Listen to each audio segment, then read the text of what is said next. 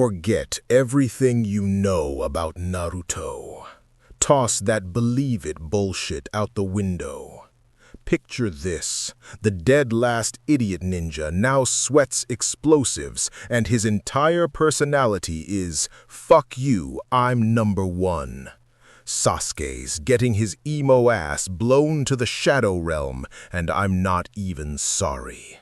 Let's get into this beautiful disaster. The first explosion happened on a Tuesday. 5-year-old Naruto Uzumaki didn't know what day it was.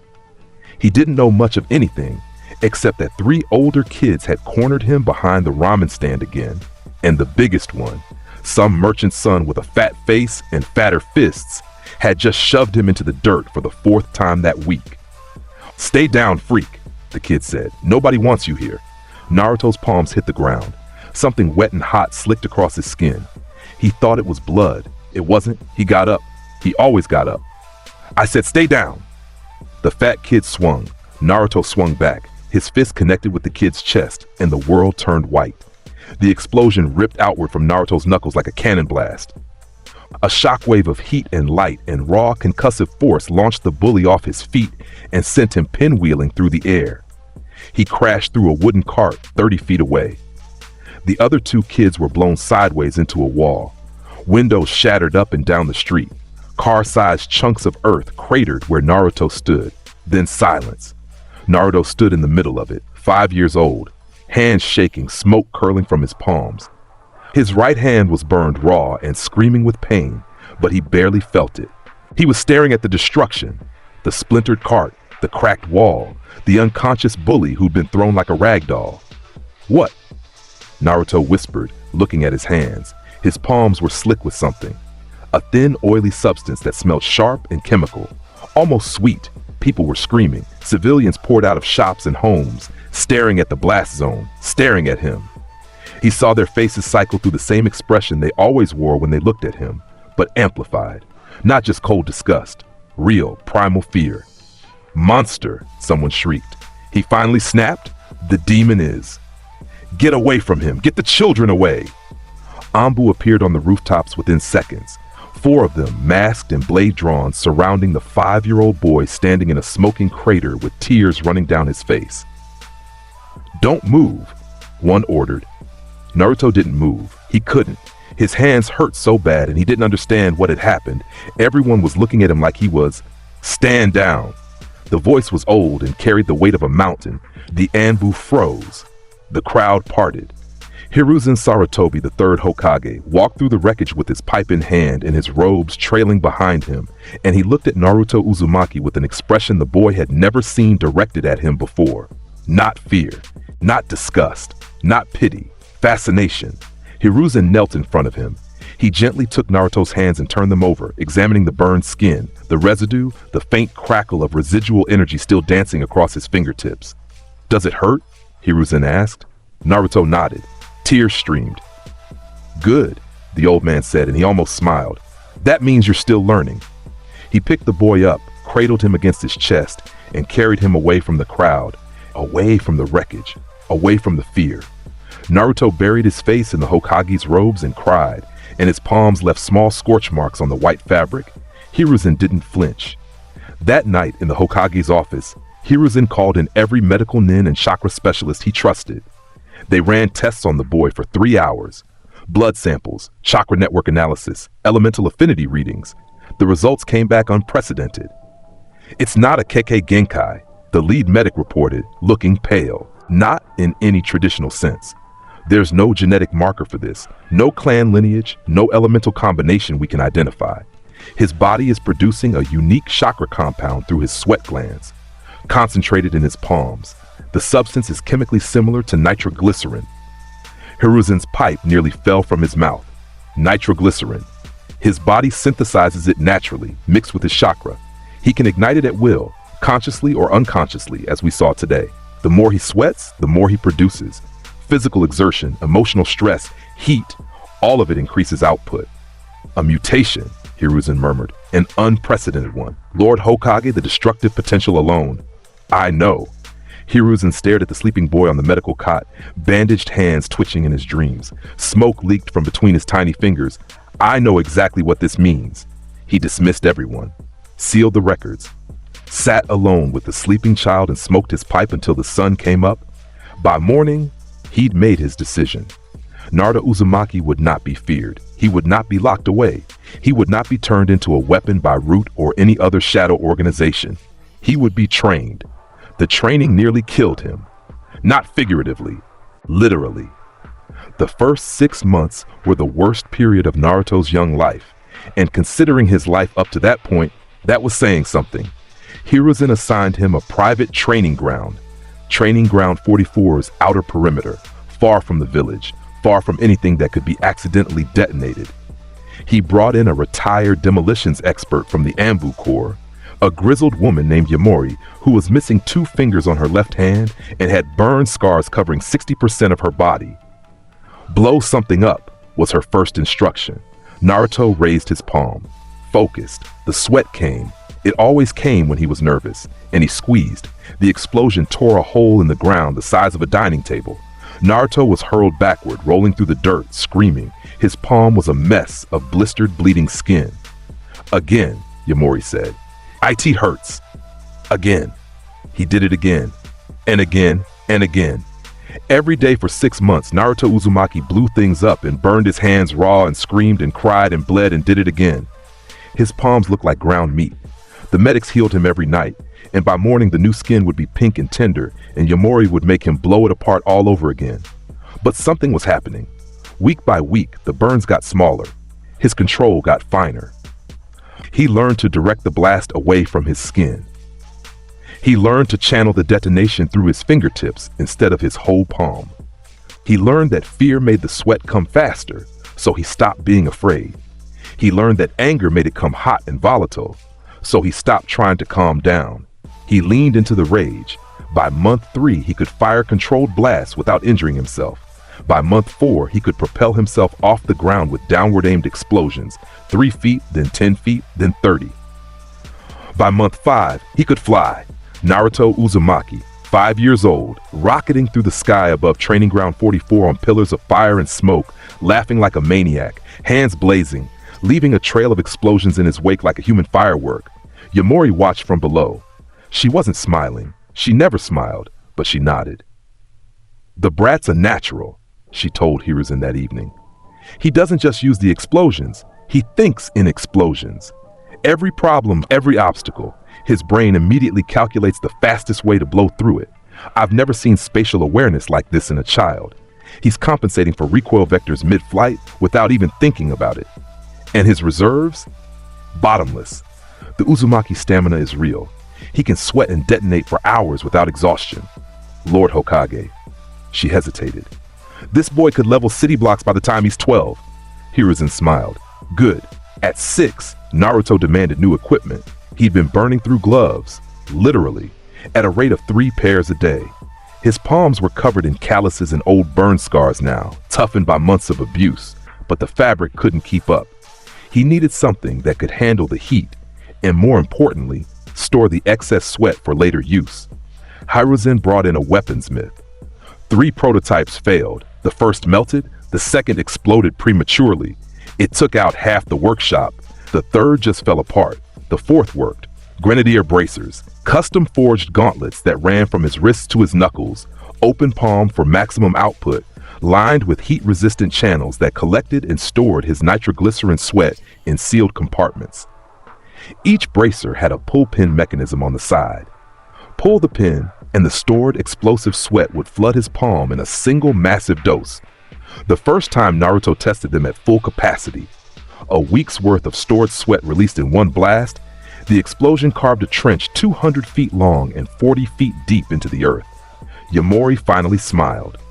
Then she told him to do it again. By age 7, Naruto had named his techniques. He practiced them religiously, inventing new applications, refining old ones, pushing the limits of what his body could produce. His hands were a roadmap of scars, pink and white and angry red, layered over each other like geological strata. He wore his grenadier bracers everywhere. They were as much a part of him as his whisker marks. He walked through the village differently now, not hunched, not hiding, not flinching from the stares. He walked with his shoulders back and his palms out in a grin that dared anyone to say something. The villagers still hated him, some of them, but they kept their distance. Word had spread about the crater behind the ramen stand, about the training ground explosions you could hear from 3 districts away, about the boy who could fly. Fear was a kind of respect. Naruto accepted it. He entered the academy at 8, 2 years late, and immediately became the most disruptive force in its history. Not because he was a troublemaker, though he was. Not because he was loud, though he was deafeningly so. But because on the very first day, during the very first sparring session, the instructor made the mistake of pairing him against 3 students at once to keep things fair. Naruto put all 3 in the infirmary in 4 seconds. He didn't even use his explosions. Just taijutsu. Brutal, efficient, vicious taijutsu drilled into him by Yamori, who fought like every exchange was her last. He moved like a missile. Straight line, maximum speed, devastating impact. One kid took an elbow to the solar plexus and folded. The second ate a spinning back fist that cracked against his jaw with a sound like a gunshot. The third tried to run. Naruto caught him by the collar and slammed him into the dirt. Then he looked at the instructor, a chunin named Iruka who had a scar across his nose and terror in his eyes, and said, "Next." Nobody volunteered. "Naruto," Iruka said carefully, "you need to control." "I am controlled," Naruto shot back. "If I wasn't, this building would be a parking lot. Next." That set the tone for his entire academy career. Naruto Uzumaki didn't just attend class, he dominated it. He scored highest in taijutsu, highest in weapons accuracy. He could aim an explosion to the centimeter, highest in tactical analysis. He scored dead last in written exams because he refused to sit still long enough to take them. He scored 0 in ninjutsu because every time he tried a standard jutsu, his chakra compound destabilized the technique and it exploded. He couldn't do a clone jutsu to save his life. Every attempt produced a detonation that blew out the classroom windows. "It doesn't matter," he told Iruka flatly. "I don't need clones. I am an army." He wasn't wrong. Then there was Sasuke. Sasuke Uchiha, last of his clan, prodigy, brooding prince of the academy, top of every class, adored by every girl, respected by every teacher. The golden child who wore his tragedy like a crown and his talent like armor. Naruto hated him on sight. Not the way the other kids envied Sasuke, that quiet resentment born from admiration. No. Naruto looked at Sasuke Uchiha and saw a kid who thought he was better than everyone, and Naruto could not tolerate that. Because in Naruto's world, there was one person who was the best, and it sure as hell wasn't some moody pretty boy with a dead family and a stick up his ass. Their first clash happened in the 3rd week. Sparring exercise. Iruka put them together because they were the 2 strongest students and everyone else had been brutalized into forfeit. Sasuke activated his Sharingan, freshly awakened still raw, and settled into the Uchiha interceptor fist stance. Cool. Calculated. Lethal. Naruto cracked his knuckles. Nitroglycerin seeped from his pores. "Ready?" Iruka asked. "Born ready," Naruto said. Said Sasuke. "Begin!" Sasuke lunged. Fast. Genuinely fast. Fast enough that most genin couldn't track him. His fist carved a line straight for Naruto's jaw. Naruto fired an explosion from his left palm, launching himself sideways. The shockwave alone knocked Sasuke's punch off course. Naruto spun midair, aimed his right palm, and detonated. The blast hit Sasuke dead on, not full power. Naruto wasn't trying to kill the idiot, just humiliate him. But even a restrained explosion was still an explosion. Sasuke flew backward, hit the ground, rolled, and came up with his shirt smoking and his eyes wide. The Sharingan tracked everything, recorded every detail, but tracking and dodging were 2 different things when your opponent was a living bomb. "What's wrong, emo bastard?" Naruto grinned. "Can't copy this?" Sasuke's jaw tightened. He formed hand signs, tiger, ram, monkey, boar, horse, tiger, and inhaled. Fire style, fireball jutsu. A roaring sphere of flame erupted from Sasuke's mouth and rocketed toward Naruto. Naruto didn't dodge. He raised both palms and detonated simultaneously. The explosions met the fireball head on. For one beautiful, terrible second, the training yard was a wall of fire and smoke and light.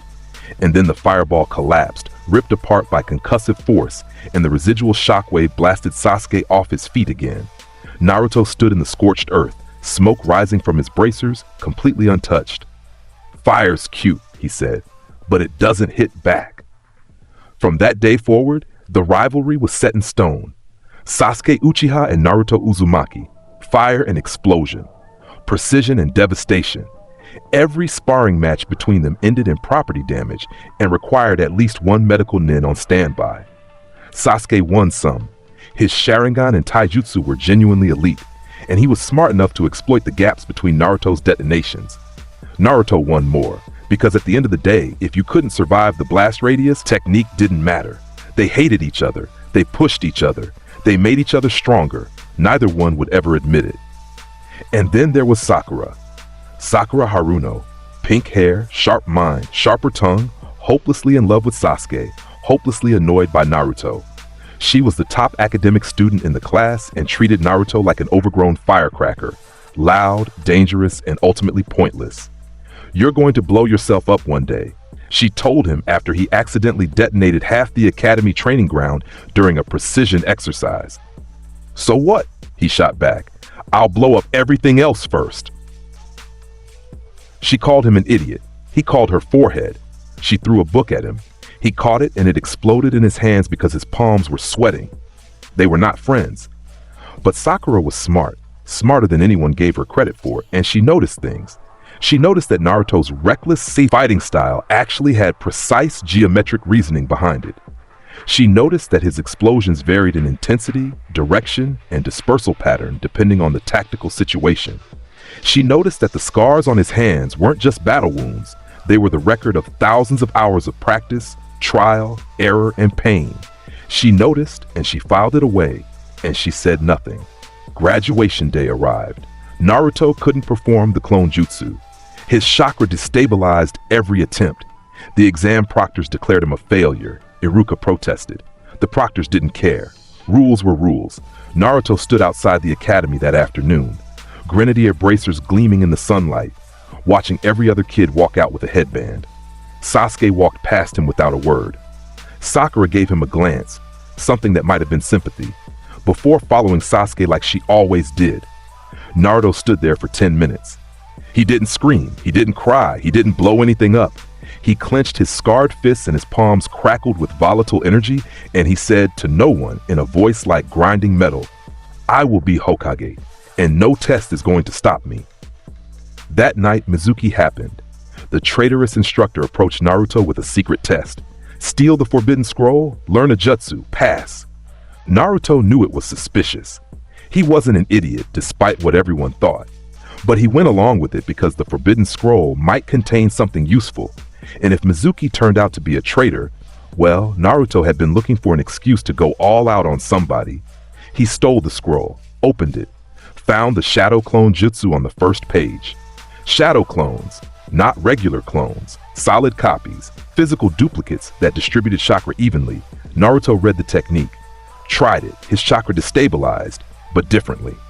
The shadow clone variant didn't require the same precision as the basic clone. It was a brute force technique. Flood chakra, split, manifest. And Naruto had more chakra than most shonen. He made 50 clones on his first attempt. 50 identical Narutos, each one with functioning grenadier bracers, each one with sweating palms, each one with the ability to detonate 50 walking bombs. Naruto stared at his army and started laughing. Mizuki arrived an hour later, found Naruto sitting on a tree stump, scroll across his lap, surrounded by his clones. The traitor's face shifted from smug to confused to terrified in about 2 seconds. "Give me the scroll, demon brat," Mizuki hissed, pulling a giant shuriken from his back. Naruto looked up. His eyes were flat. His palms were hissing with stored sweat, small pops of light crackling between his fingers. "You know," Naruto said conversationally, "I was hoping you'd show your real face. You don't know anything. You're the nine-tails fox, the monster that destroyed the village. Everyone hates you because—" "I know what I am," Naruto interrupted. His voice was quiet, which was somehow worse than if he'd screamed. "I've known for a while. You think I care? You think that changes anything?" He stood up. All 50 clones stood up simultaneously. "I'm Naruto Uzumaki. I'm gonna be Hokage, and you're a dead man walking." Mizuki threw the shuriken. All 50 Narutos raised their palms. AP machine gun. 50 simultaneous barrages of rapid-fire, focused explosive blasts erupted from 100 hands. The forest lit up like daylight. Trees disintegrated. The shuriken was atomized mid-flight. Mizuki tried to dodge, but you can't dodge a wall of explosions that covers every possible escape route. The barrage lasted 3 seconds. When it stopped, there was no forest. There was a blasted hellscape of burning stumps and smoking earth, and one very broken, very unconscious, very lucky to be alive traitor lying in a crater the size of a house. Iruka, who had arrived moments earlier to try to save Naruto, stood at the edge of the devastation with his jaw on the ground. Naruto walked out of the smoke, scroll over his shoulder, clones dispersing in puffs behind him. "So," he said to Iruka, "do I pass?" Iruka handed him a headband without a word. Naruto tied it around his forehead and grinned so wide his face hurt. Team assignments came 3 days later. Naruto, Sasuke, Sakura, Team 7. Jonin leader, Kakashi Hake. "You're kidding me," Naruto said flatly. "You're putting me with him?" Sasuke said, pointing at Naruto. "This is a nightmare," Sakura said. Iruka sighed. "It's based on balance. Sasuke is the top graduate. Sakura is the top academic. Naruto is," he paused, "the strongest." "Damn right I am." "This should have been a 4-person cell just for safety regulations," Iruka muttered under his breath. They met Kakashi the next morning. The man was late by 3 hours, which almost made Naruto blow the door off its hinges. When the silver-haired Jonin finally strolled in, one eye covered, posture lazy, radiating the energy of someone who was not remotely impressed by anything. "Yo," Kakashi said, "my first impression of you all is, you're boring." Naruto's left bracer crackled. "Roof, 5 minutes, we'll talk there."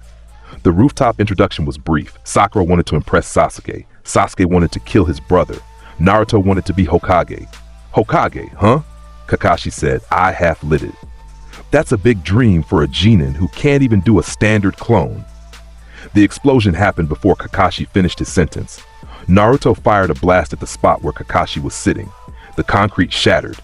Kakashi flickered, body flicker, instantaneous displacement, and appeared 5 feet to the left, his one visible eye very much wide open. "Don't test me," Naruto said. His palm was smoking. His grin was feral. "I can't do clones? I killed 50 trees and a chunin with shadow clones 3 days ago. What can you do, Scarecrow?" Kakashi stared at him for a long moment. Then his eye crinkled. Maybe not boring after all. The bell test was scheduled for the next morning. Training ground 7. 2 bells. Whoever didn't get a bell went back to the academy. Standard protocol. Standard lesson in teamwork that almost every team failed because genin were arrogant and stubborn and didn't understand that the test wasn't about the bells. Kakashi expected them to fail. He always expected them to fail. He was not prepared for Naruto Uzumaki. "The rules are simple," Kakashi said, standing in the center of the field. 2 silver bells dangled from his hip. "Come at me with the intent to kill. You have until noon." The sun was barely up. Dew clung to the grass. Birds chirped in the trees. It was peaceful, serene. "Start." Sasuke vanished into the trees. Textbook. Hide, observe, wait for an opening. Sakura followed Sasuke. Predictable. Naruto stood exactly where he was. Kakashi raised an eyebrow. "Aren't you going to hide?" "Nah." Naruto raised both palms behind him. Nitroglycerin sweat flooded his channels. The bracers hummed with stored energy. Blast rush turbo. He detonated. The explosion launched him forward like a guided missile. The grass beneath him was scorched flat in a 20-foot trail. The air cracked. He covered the distance between himself and Kakashi in a fraction of a second. A human bullet wrapped in fire and thunder. Kakashi's eye widened. He moved fast, Jonin fast, decades of experience fast, and sidestepped. Naruto blew past him and immediately course-corrected, firing lateral blasts from his palms to change direction mid-flight. He banked hard, leaving a contrail of smoke, and came around for a second pass. "What the?" Kakashi had about half a second to process before Naruto was on him again. Naruto swung. His right fist detonated on contact with Kakashi's forearm block. The explosion was contained, focused, a shaped charge that directed force inward. Kakashi felt it in his bones. His arm went numb. He was forced backward, boots digging furrows in the earth. Naruto didn't let up. He fired again, left palm, right palm, alternating blasts that he used as propulsion and attack simultaneously. Each explosion pushed him closer while battering Kakashi with shockwaves. Kakashi blocked, deflected, dodged. His Sharingan eye was still covered. He was testing them. This was supposed to be a test, but this genin was fighting like a war machine. Naruto planted his feet and thrust both palms forward. Stun grenade! The blast was different from the others. Brighter, much brighter. A wall of white light and deafening sound erupted from his hands, not designed to damage but to overwhelm every sense at once. Even with his guard up, even with his experience, Kakashi's vision whitened out for a critical half-second. In that half-second, Naruto was already airborne. He'd launched himself straight up with a downward blast, and now he was 20 feet above Kakashi, spinning, not randomly, deliberately. His arms were extended, and he was firing controlled explosions from both palms in a rotational pattern, generating a vortex of superheated air around his body. The wind screamed. Leaves and debris spiraled into the growing tornado of fire and concussive force. Howitzer impact! He stopped spinning and directed every ounce of stored momentum, every drop of accumulated explosive sweat, downward in a single concentrated blast. The pillar of fire hit the ground where Kakashi was standing.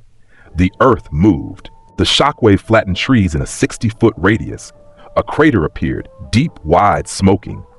Chunks of rock and soil rained down for seconds afterward. The birds were gone. The serenity was gone. Training Ground 7 looked like a meteorite had hit it. Kakashi emerged from a mud wall jutsu 40 feet away. The defensive barrier was crumbling, cracked through every layer, barely holding. His flak jacket was scorched. His mask had a burn mark across the cheek. His single visible eye was fully open, alert, and for the first time in a very long time, genuinely impressed. A genin, Kakashi murmured. A 12-year-old genin. Naruto landed in the crater he'd made. His bracers were venting steam. His palms were red but not burned. He'd mastered recoil years ago. He was breathing hard but grinning. That wall saved your ass, Scarecrow. Want to go again? From the tree line, Sasuke watched with his Sharingan active. The Tomoe were spinning, recording. His fists were clenched so tight his nails drew blood from his palms. That power. That raw, overwhelming, annihilating power. Sasuke wanted to look away. He couldn't. Sakura was behind a tree, literally shaking. She'd known Naruto was strong, everyone knew, but this was something else. This was a 12-year-old boy fighting a legendary Jonin to a standstill through sheer explosive force. The ground was destroyed. The air smelled like a forge. She looked at Naruto standing in the crater, hands smoking, fearless, and something shifted in her chest. Something she couldn't name and didn't want to examine. Kakashi brushed off his jacket. Impressive. Truly, but this test isn't about power. Then what's it about? Figure it out. Naruto narrowed his eyes. He was aggressive, not stupid. His brain worked faster than people assumed. Yamori had drilled tactical thinking into him alongside explosive control. A test that wasn't about power. 2 bells, 3 students. The math didn't add up unless... Sasuke! Forehead! Get out here! Naruto shouted. Silence. I know you're watching. Get down here or I'll blow up every tree until I find you. He was not bluffing. Sasuke dropped from the canopy. Sakura emerged behind him. What do you want, idiot? Sasuke said, trying to project cool indifference despite the fact that his pulse was still elevated from watching Naruto crater half the field. He wants us to work together, Naruto said bluntly. That's the test. Teamwork. 2 bells, 3 people. It's designed to make us fight each other, but we're not going to do that. Sakura blinked. How did you...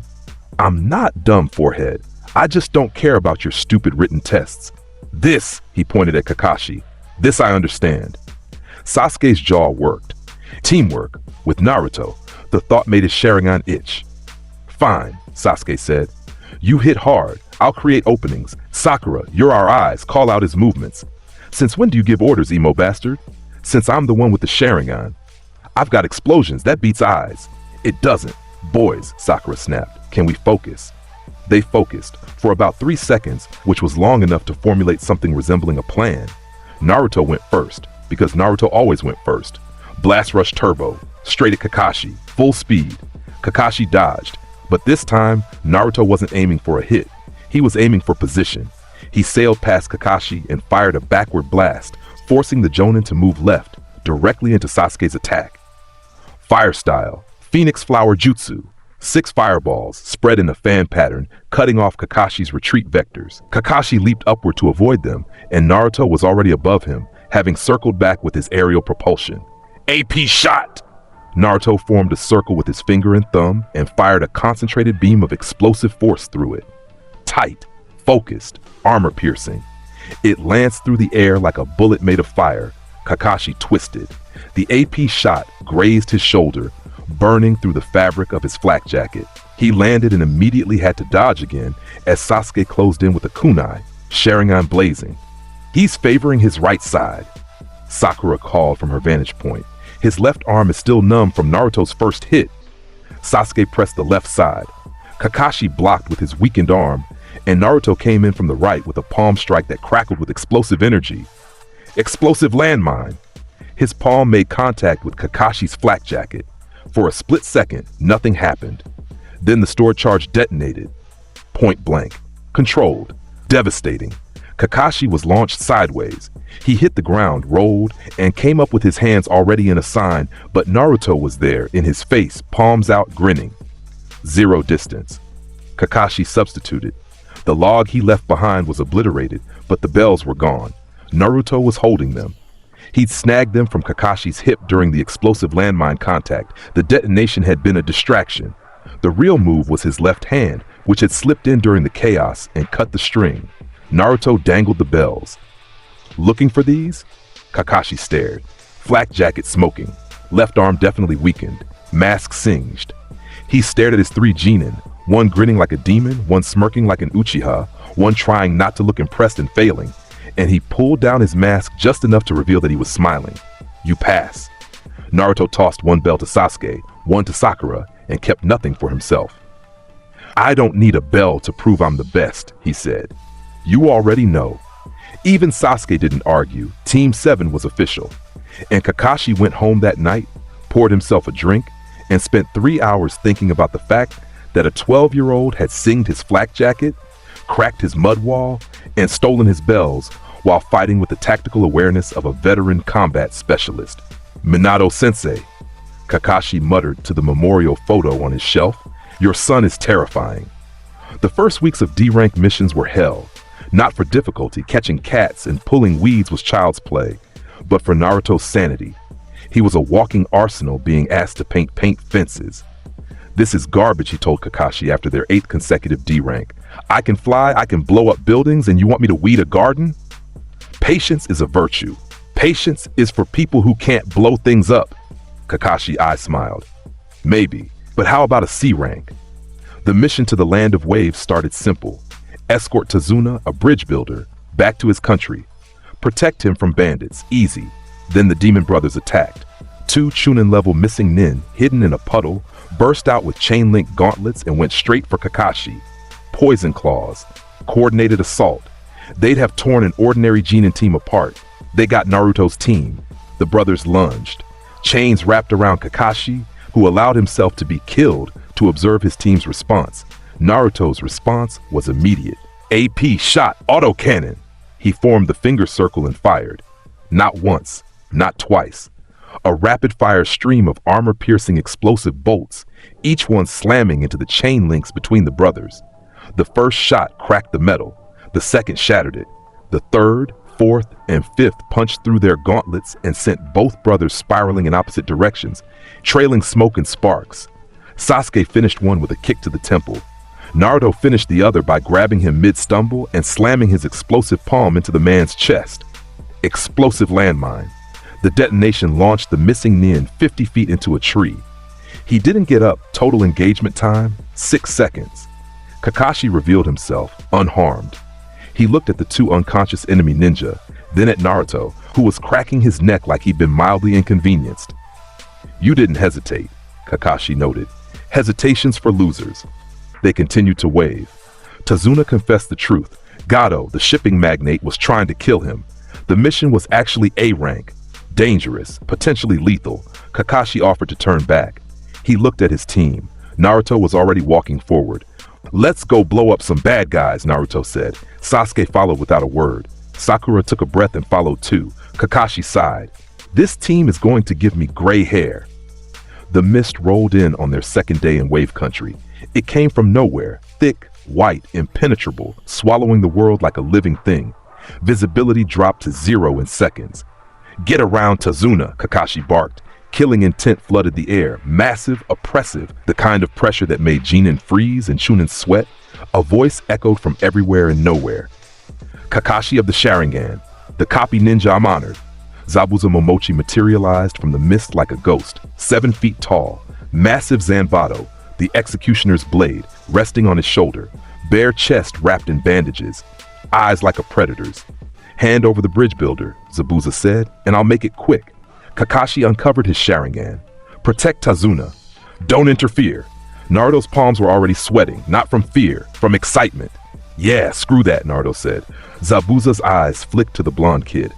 Brave brat, stupid but brave. Hidden mist jutsu, Zabuza intoned, and the fog thickened to absolute opacity. Sound muffled. Light died. The world became a blank white void where a demon lived and you couldn't see your hand in front of your face. Most genin would have panicked. Sasuke was stone still dyed, Sharingan useless in zero visibility.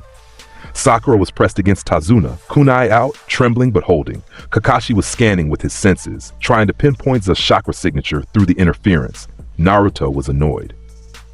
Can't see you, he said into the white void. His voice was flat, bored almost. That's fine. He raised both palms, faced outward in every direction.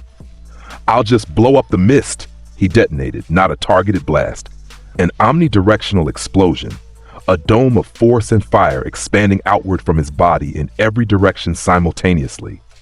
The concussive wave hit the mist and moved it, displaced it, shredded the water vapor with heat and pressure and sheer violence. The hidden mist jutsu, one of the most feared techniques of the 7 swordsmen of the mist, the trademark ability that made Zabuza the demon of the hidden mist virtually unbeatable on his chosen terrain, was annihilated in 2 seconds. The fog blasted apart, visibility returned, and there was Zabuza 30 feet away, eyes wide above his bandages, completely exposed. What the? Zabuza managed. Naruto was already moving, blast rush turbo, straight at the demon of the mist, hands blazing.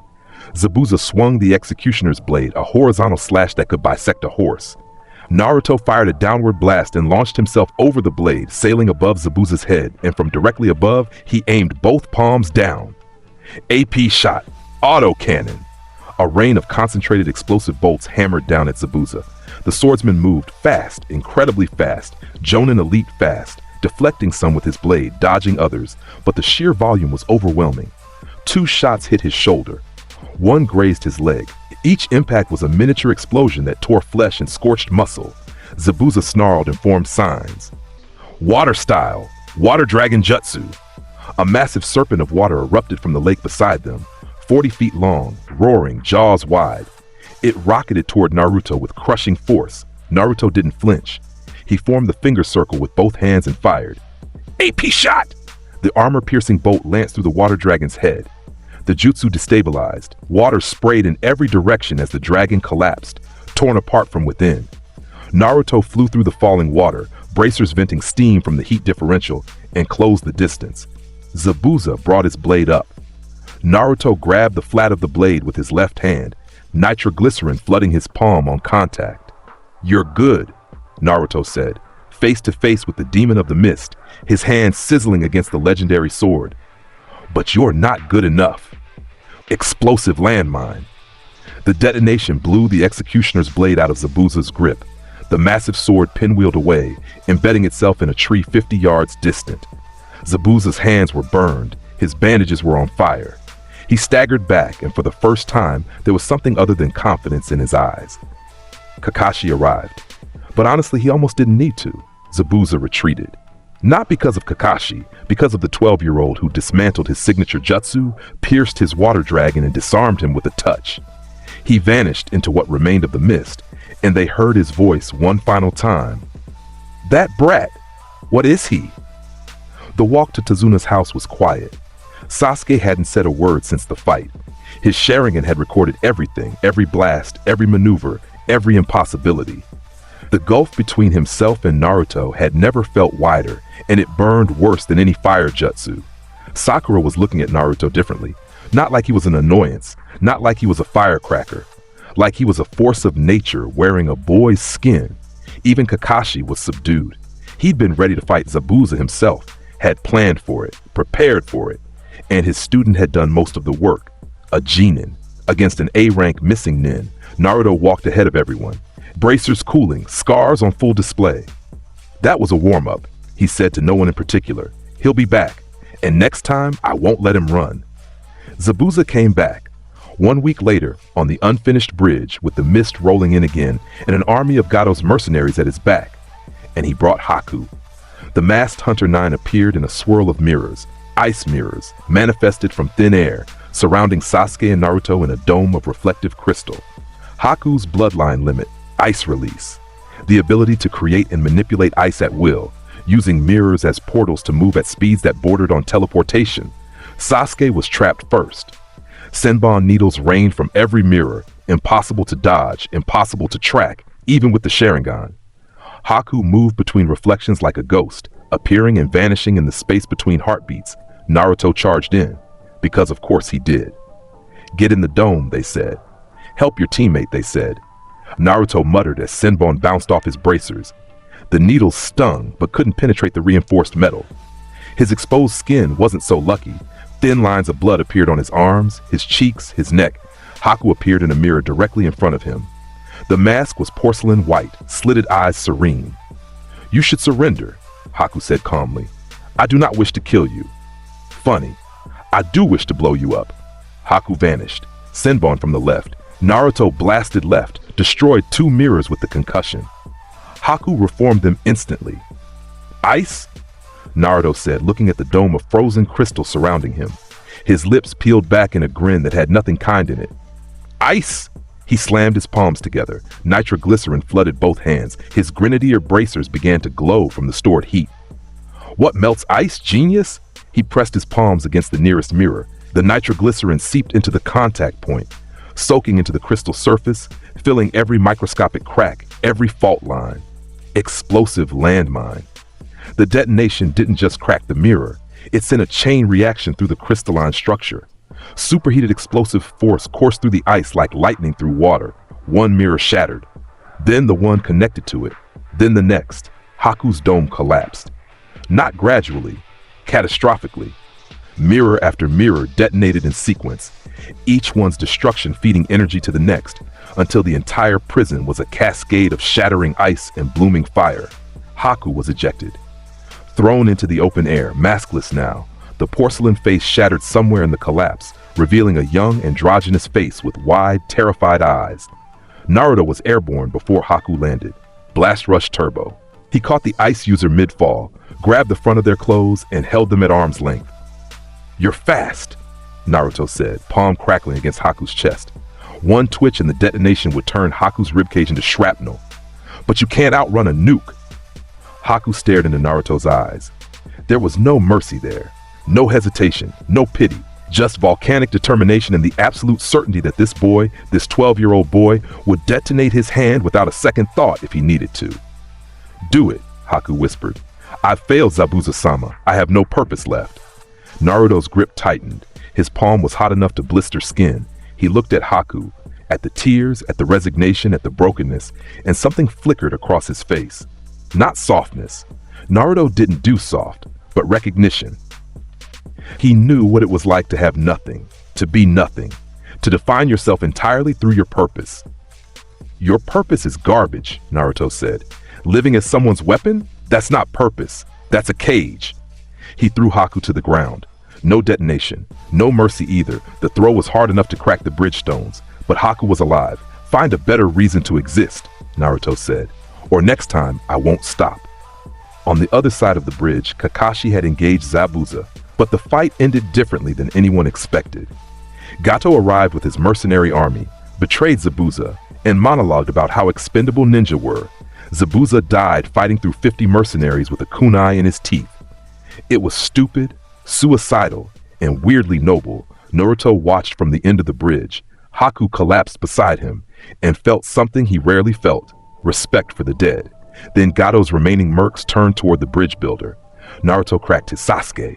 Can you still move?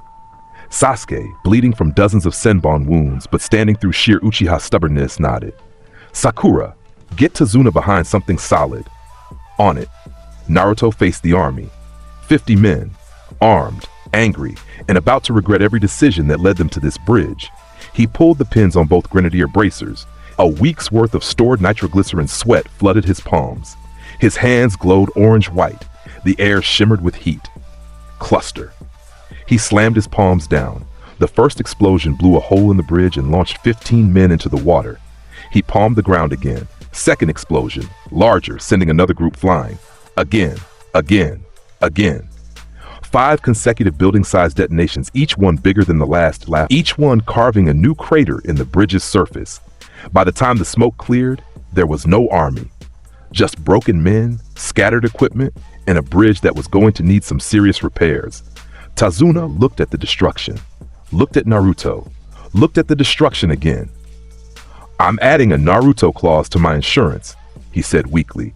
They stayed in wave for 2 more weeks while the bridge was completed. Haku survived, barely, and vanished one night with Zabuza's sword, leaving behind a note that said nothing except, "Thank you." Naruto pretended not to care. The bridge was named the Great Naruto Bridge, which Naruto said was, "About damn time someone named something after me." They returned to Konoha. Team 7's reputation preceded them. A completed A-rank mission by a fresh Genin team, with most of the heavy combat done by a 12-year-old, spread through the village like wildfire. The other Jonin were talking. The other Genin were watching. The name Naruto Uzumaki carried weight now, and not just because of the fox. 2 months of missions followed. B ranks mostly. Naruto treated each one like target practice. His control refined further. His power scaled. Kakashi started teaching him tactical principles, not jutsu.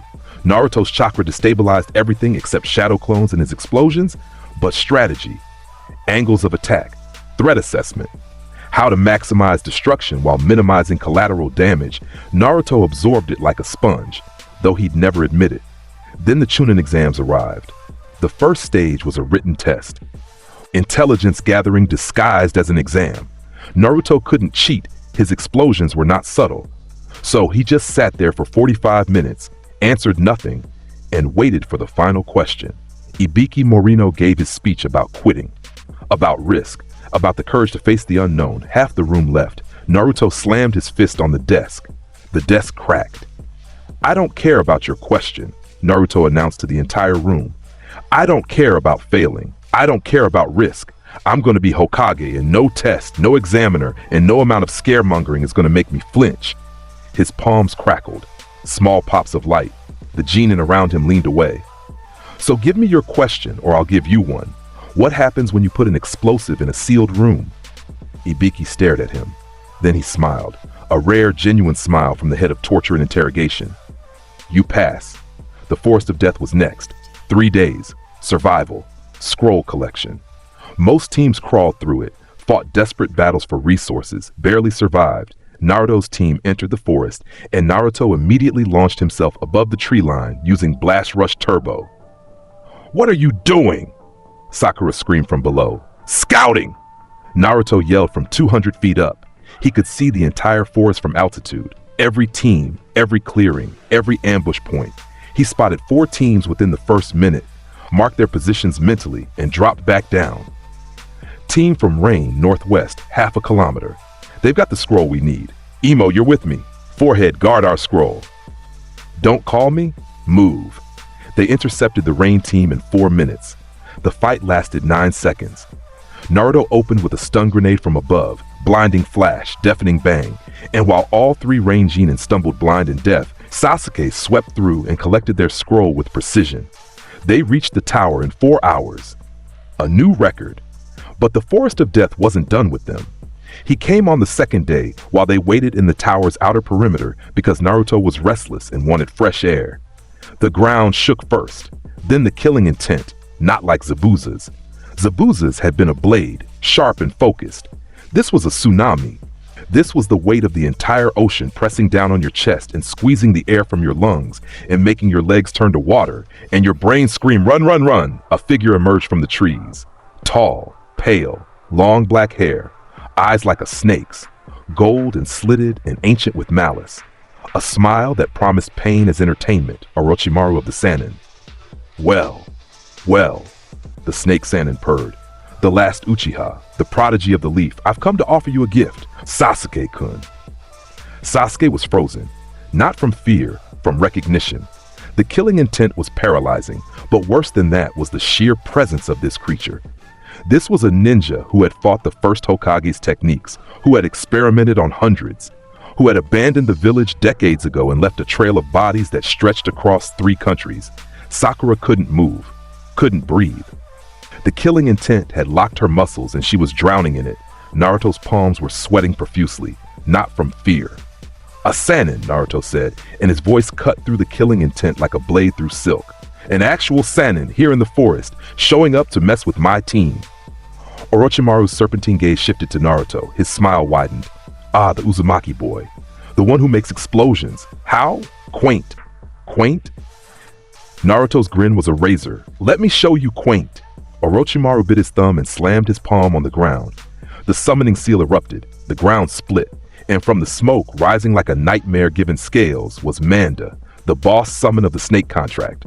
100 meters long. Fangs like siege towers. Eyes that radiated ancient reptilian hunger. The snake's shadow swallowed the clearing. Sasuke's Sharingan spun. Sakura whimpered. Most people, most jonin would have run, would have fallen to their knees, would have accepted that this was too much, too big, too overwhelming. Naruto launched himself into the sky. Blast Rush Turbo, maximum output. He rocketed upward like a tracer round, leaving a pillar of smoke and fire beneath him. Higher, higher, until he was level with Manda's massive head, until he could see his own reflection in the serpent's car-sized eye. Manda struck, jaws wide, fast, impossibly fast for something that large. 100 meters of scale-armored muscle lunging like a viper. Naruto twisted in midair, fired lateral blasts, dodged the strike by inches. The wind from Manda's jaws snapping shut ruffled his hair, and then he started spinning, arms out. Explosions from both palms in alternating rotational bursts. He became a human tornado.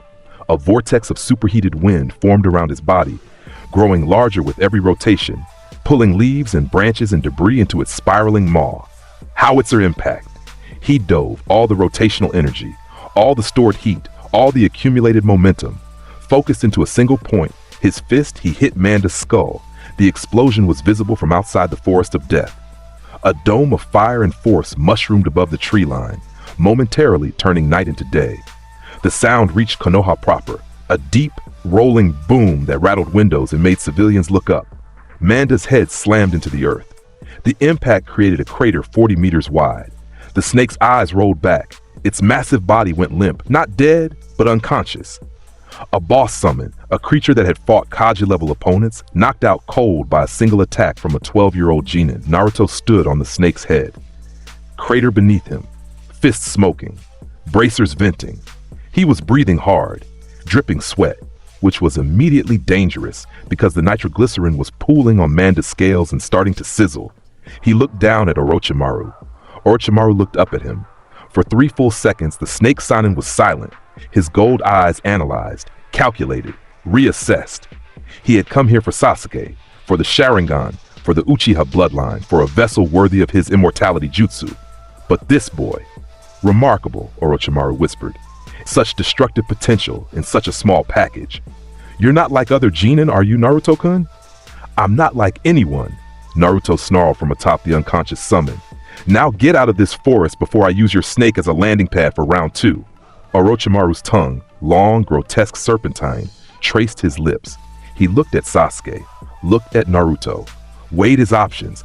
He had come to mark Sasuke with the curse seal, to plant the seed of power and corruption that would draw the boy to him. But with Naruto here, with this level of power standing between him and his target, the calculus changed.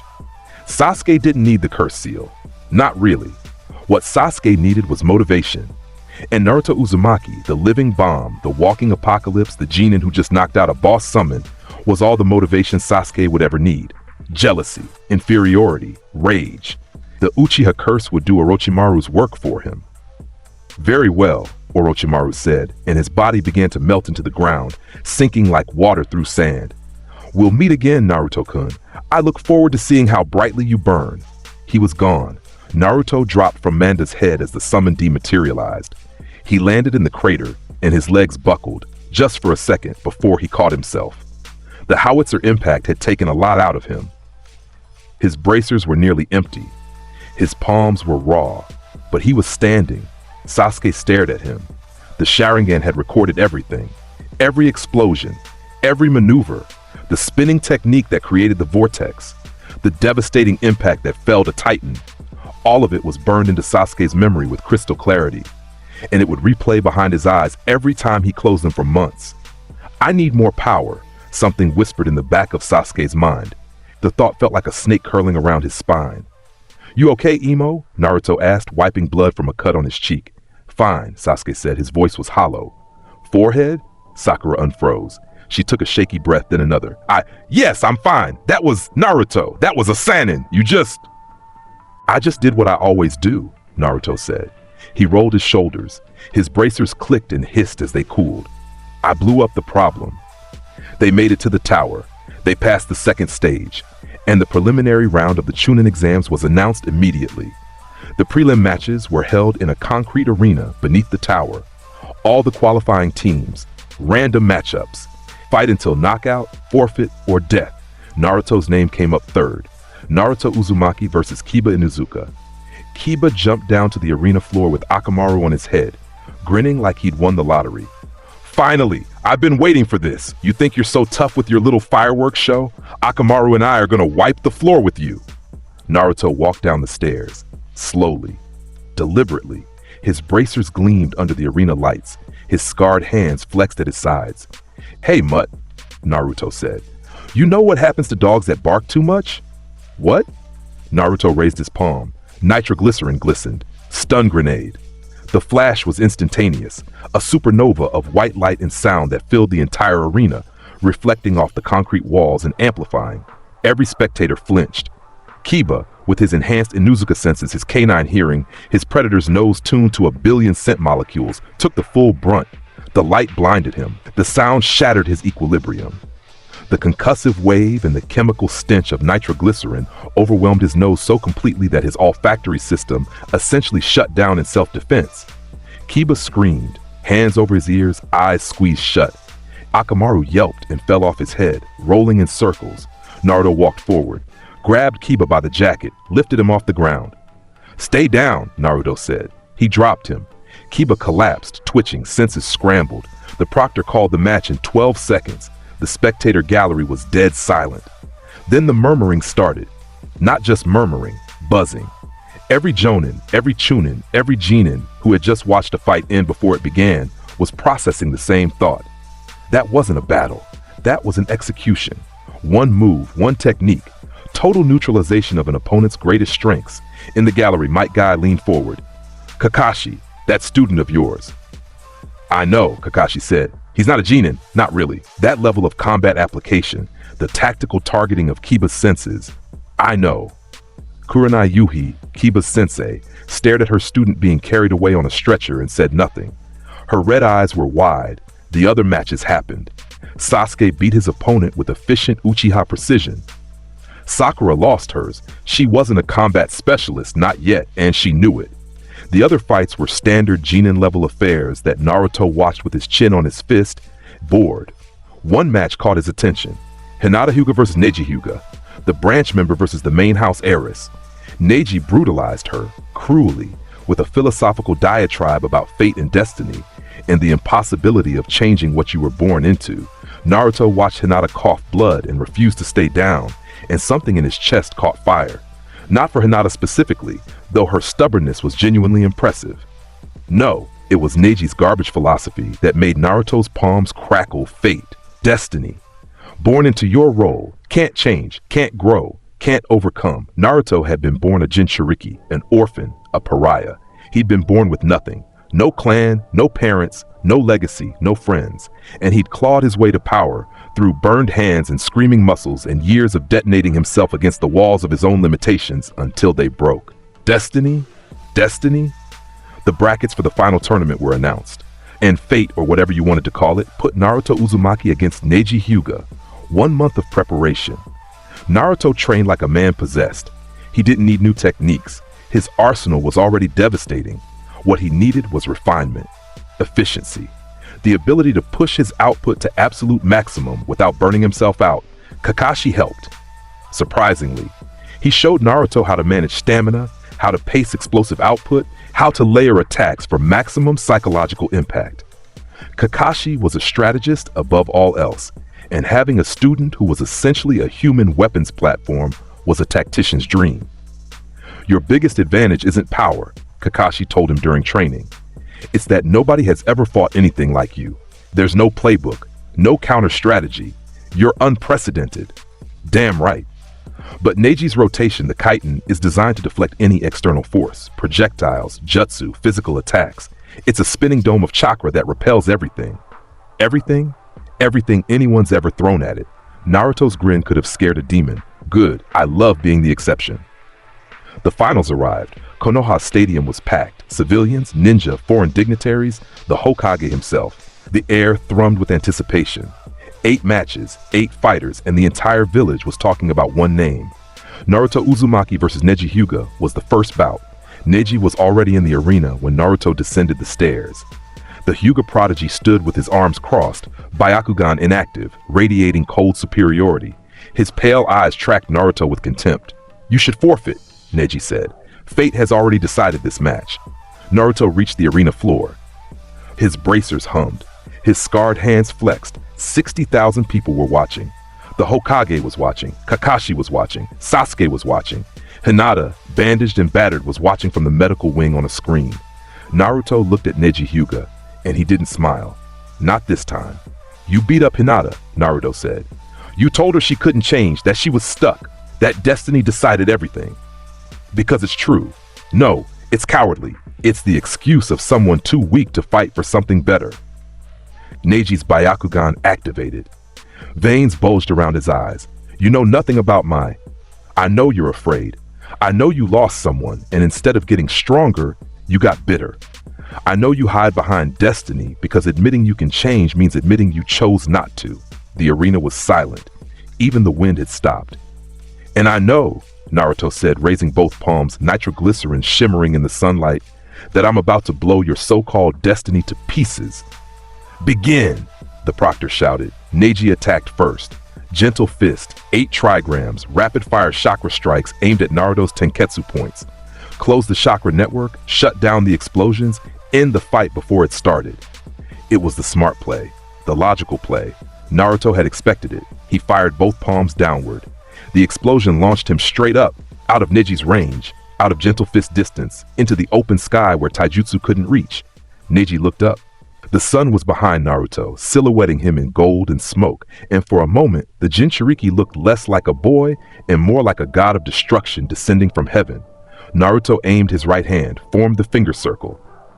AP shot! The concentrated beam lanced downward. Neji spun. 8 trigrams, rotation! The chitin activated, a dome of spinning chakra, blue-white and brilliant, the ultimate defense of the Hyuga clan. The AP shot hit the dome and deflected, carving a trench in the arena wall. Naruto fired again. AP shot. Deflected. Again. Deflected. The dome held. "Useless," Neji called from within the rotation. "No attack can penetrate the..." Naruto started spinning. He'd been storing sweat since yesterday. His bracers were at maximum capacity. His palms were flooding with nitroglycerin.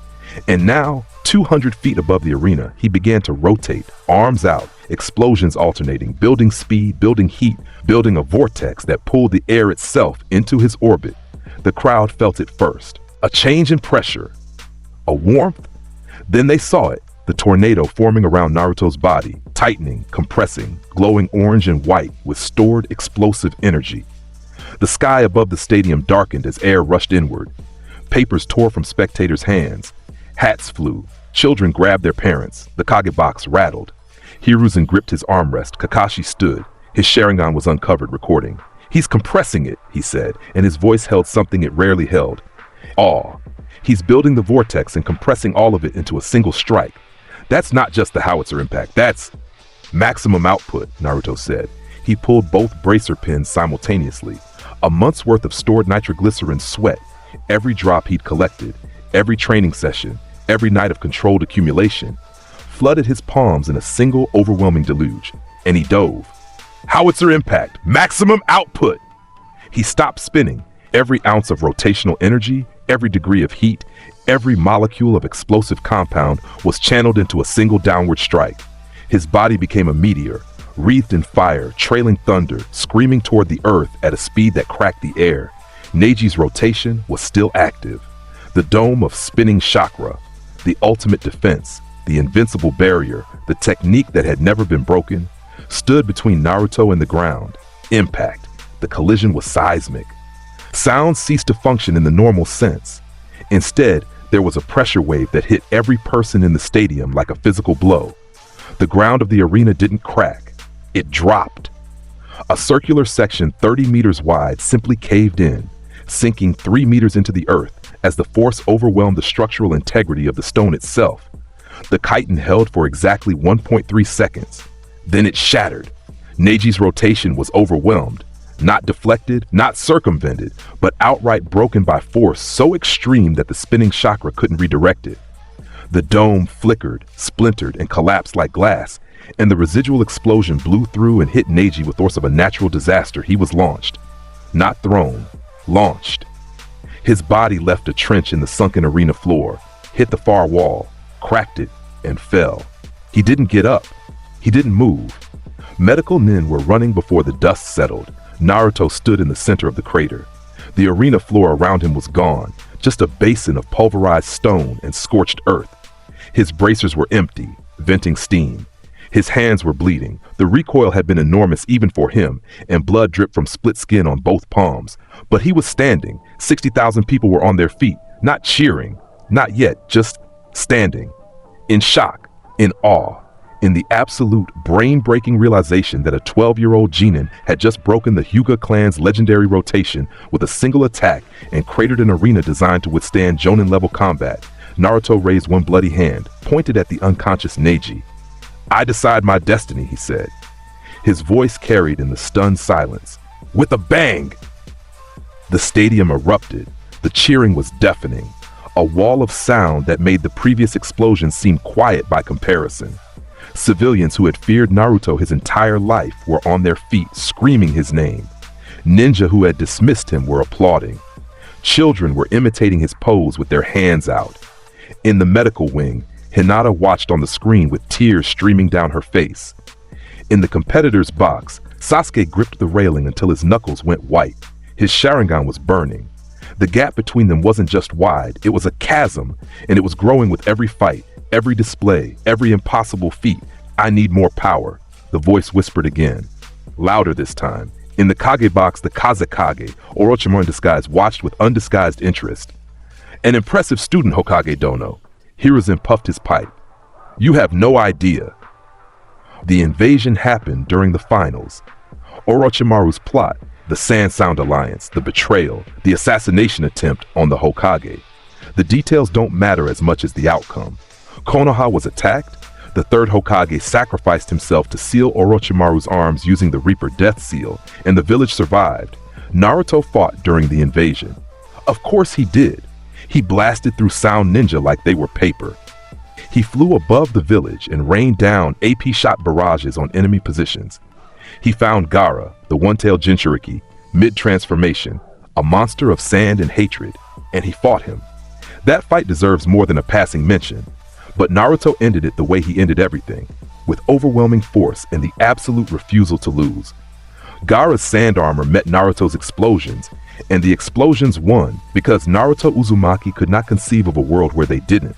He found Gaara in the aftermath, human again, small, terrified, and he didn't offer comfort. He offered truth. Being a Jinchuriki isn't your identity, Naruto told him. It's just a thing you carry. What matters is what you do with everything else.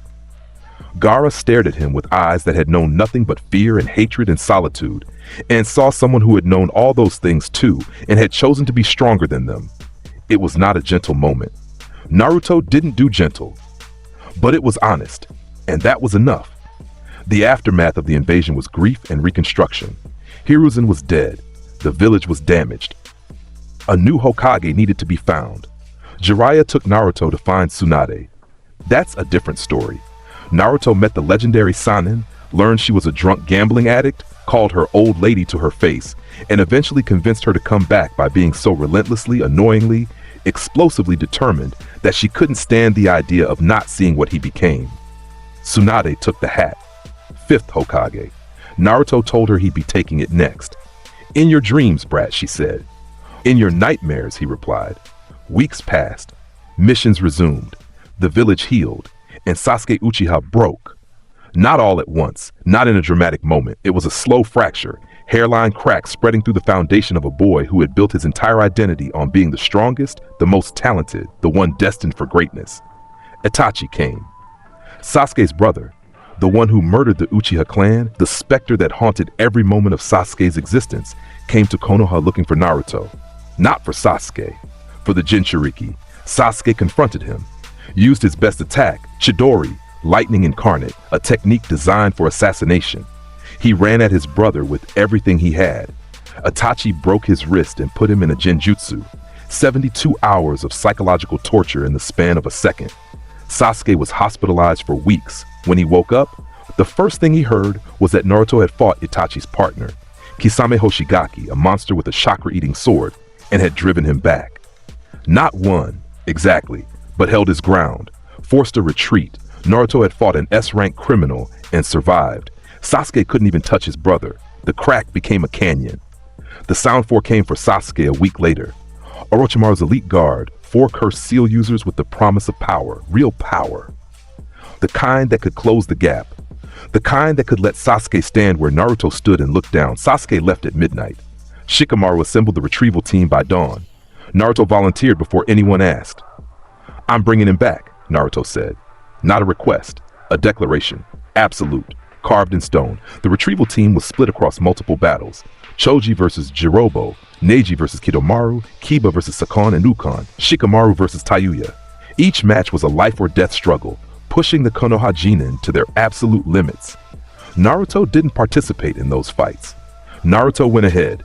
He blasted through the forest at maximum speed, blast rush turbo, sustained flight, leaving a trail of fire and noise that could be tracked from miles away.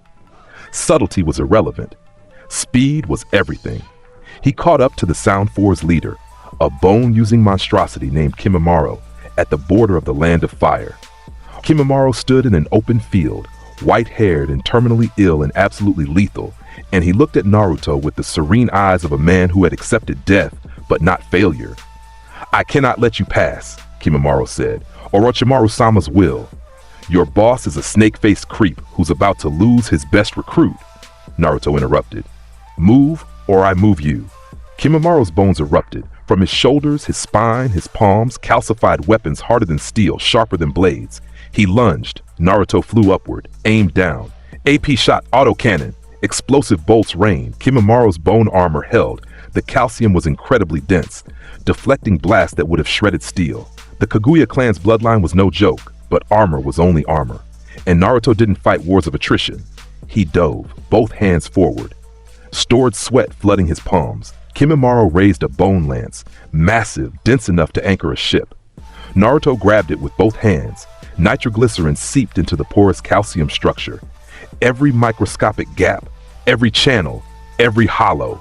Explosive landmine. The bone lance detonated from the inside out. Shrapnel sprayed in every direction. Kimimaro was blown backward, his weapon destroyed, his armor cracked.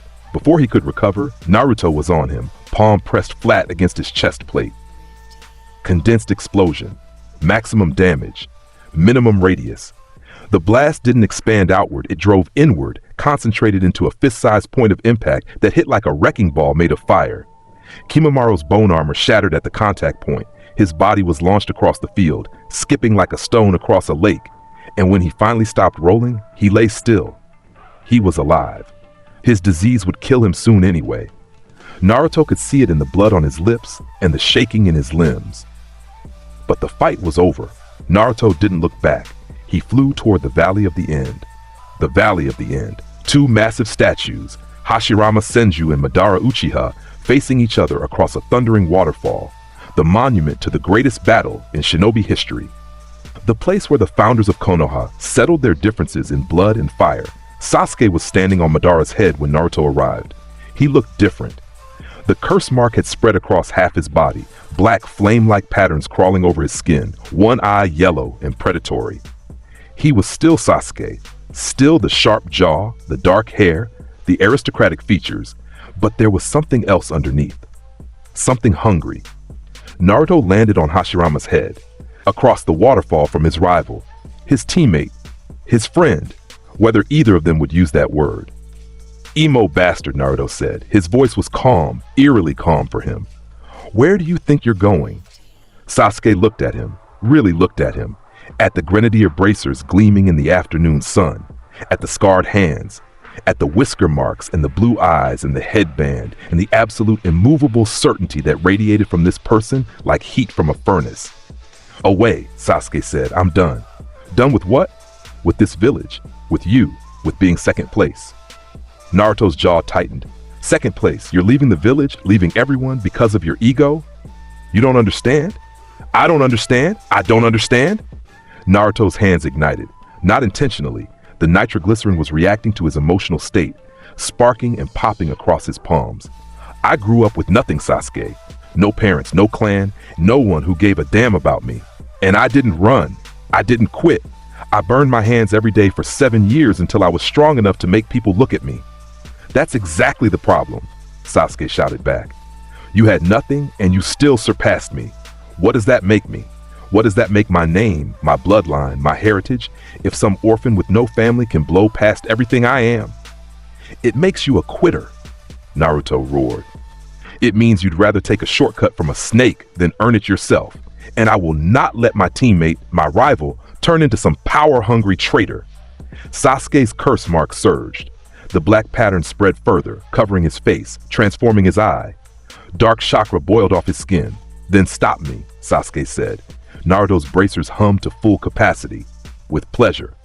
They launched simultaneously. Naruto rocketed forward with Blast Rush Turbo. Sasuke charged with curse-enhanced speed, Sharingan blazing, Chidori already screaming in his left hand. They met in the middle of the waterfall, in the space between the statues, between the founders, between past and future. Naruto's explosive palm met Sasuke's Chidori. The collision created a sphere of opposing energy, orange and blue, fire and lightning, that expanded and then collapsed with a thunderclap that scattered the waterfall's spray for 200 meters. They separated. Airborne, both of them. Sasuke had always been able to wall walk and tree hop, but the curse mark gave him something more, wings. Dark, hand-shaped wings that erupted from his back as the mark progressed to its second stage. His skin turned gray, his hair lengthened. His eyes became fully yellow, cross-shaped pupils burning with borrowed power, curse marked by 2. Sasuke Uchiha transformed. Naruto had no transformation. He had no Demon Fox enhancement. The Ninetales was sealed tight and silent. He had no bloodline power-up, no forbidden technique, no external source of strength. He had his hands, his bracers, his sweat, his scars, and that was enough. Come on, Emo, Naruto shouted, palms blazing. Demon mode doesn't scare me. Sasuke screamed and dove. His speed was enormous, curse mark enhanced, Sharingan guided, fueled by rage and jealousy and years of festering inadequacy. He closed the distance in an instant, Chidori leading. Naruto countered. Explode a pult.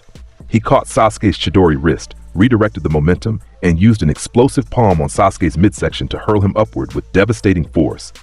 The add-on detonation sent Sasuke spiraling into the sky, trailing smoke. But Sasuke recovered. Those wings weren't just cosmetic. He stabilized, banked, and came around for another pass. Faster. Angrier. Fire style, Dragon Flame Jutsu. A stream of white-hot fire erupted from Sasuke's mouth. Not the standard fireball, but a sustained lance of concentrated flame that cut through the air like a laser. Naruto barrel rolled. The fire stream missed by inches, close enough to singe his jacket. He aimed both palms backward and accelerated. AP machine gun! A continuous barrage of explosive bolts erupted from his hands, not aimed precisely, but spread in a fan pattern that saturated the air behind him. Sasuke weaved through the barrage, wings folding and snapping, Sharingan tracking each bolt and calculating evasion paths, but there were too many. An AP bolt clipped Sasuke's left wing. The explosion tore through the membrane and Sasuke dropped 10 feet before compensating. Naruto reversed course. He was above Sasuke now, looking down, and his bracers were humming with stored charge. You think Orochimaru's gonna give you what you need? Naruto shouted over the wind. He's gonna use you, turn you into a puppet. I don't care, Sasuke screamed. If it gives me power, if it lets me kill Itachi, I don't care what it costs. Then you're an idiot. Naruto dove. Sasuke rose. They clashed again, midair above the waterfall, explosions and lightning and fire creating a light show that could be seen from miles away. Naruto threw a right hook. Detonation on contact. Sasuke's head snapped back. Sasuke countered with a curse-enhanced kick. Connected with Naruto's ribs. Something cracked. Pain, sharp, bright, real. Naruto grabbed Sasuke's ankle before the Uchiha could retract. Explosive landmine. Point-blank detonation on Sasuke's leg. The curse mark armor absorbed most of it, but most wasn't all. Sasuke howled as the blast peeled away a layer of transformed skin, revealing raw flesh beneath. They broke apart. Hovering, Naruto on his explosion jets, Sasuke on his damaged wings. Both bleeding, both burned, both absolutely unwilling to stop. "I'll drag you back," Naruto said. Blood dripped from the corner of his mouth. His ribs screamed with every breath. "I made a promise." "To who? Sakura?" "To myself. You're my rival, my team, and I don't lose what's mine." Sasuke's remaining eye, the one not consumed by the curse mark, flickered. Something human. Something scared. But it lasted only a moment before the darkness swallowed it again. "Then come and get me." Sasuke formed hand signs. The Chidori returned, but different. Curse mark V2 Chidori. Black lightning crackling with malevolent energy, the technique pushed beyond its design specifications by borrowed power. The sound was wrong, not chirping birds, but screaming ravens. Naruto pulled both bracer pins, everything. Every drop of stored sweat, how every ounce of nitroglycerin his body had produced over the last 24 hours. It flooded his palms in a torrent of explosive potential that made the air around his hands shimmer and distort. "Cluster!" Naruto roared. He slammed his palms together, then apart, then together again, each movement generating a detonation, each detonation larger than the last. 1, 2, 3, 4, 5, 6 consecutive building-sized explosions, each one feeding into the next, building a cascading chain reaction of heat and force that mushroomed into the sky. The scale was absurd. The first explosion would have leveled a house, the second, a city block. By the sixth, the blast radius rivaled a tailed beast bomb. The waterfall evaporated, the river below turned to steam. The stone faces of Hashirama and Madara cracked. Sasuke dove through the inferno, Black Chidori leading, wings folded, that body a spear of dark energy punching through the wall of explosions through sheer force of will and curse mark power. The fire burned him, his wings shredded, his skin charred, his hair singed, but he kept coming. Because he was Sasuke Uchiha, and he would rather die than turn back. Naruto met him head on. Final clash. Explosive palm versus Black Chidori. The last of everything both of them had, concentrated into a single point of contact. Their hands met. Reality hiccuped. The collision generated a sphere of energy that had no name, no classification, no precedent. It was black and orange and white, simultaneously beautiful and terrifying, and it expanded in perfect symmetry for exactly 1 second before it detonated outward in every direction. The valley of the end was reshaped. New canyons carved themselves into the earth. The waterfall's flow was permanently altered.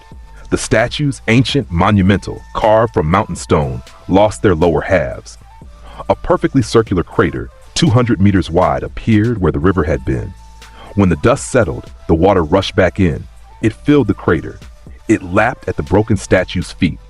And in the shallow, steaming water, 2 broken boys lay face up, bleeding into the current. Naruto couldn't move. His bracers were destroyed.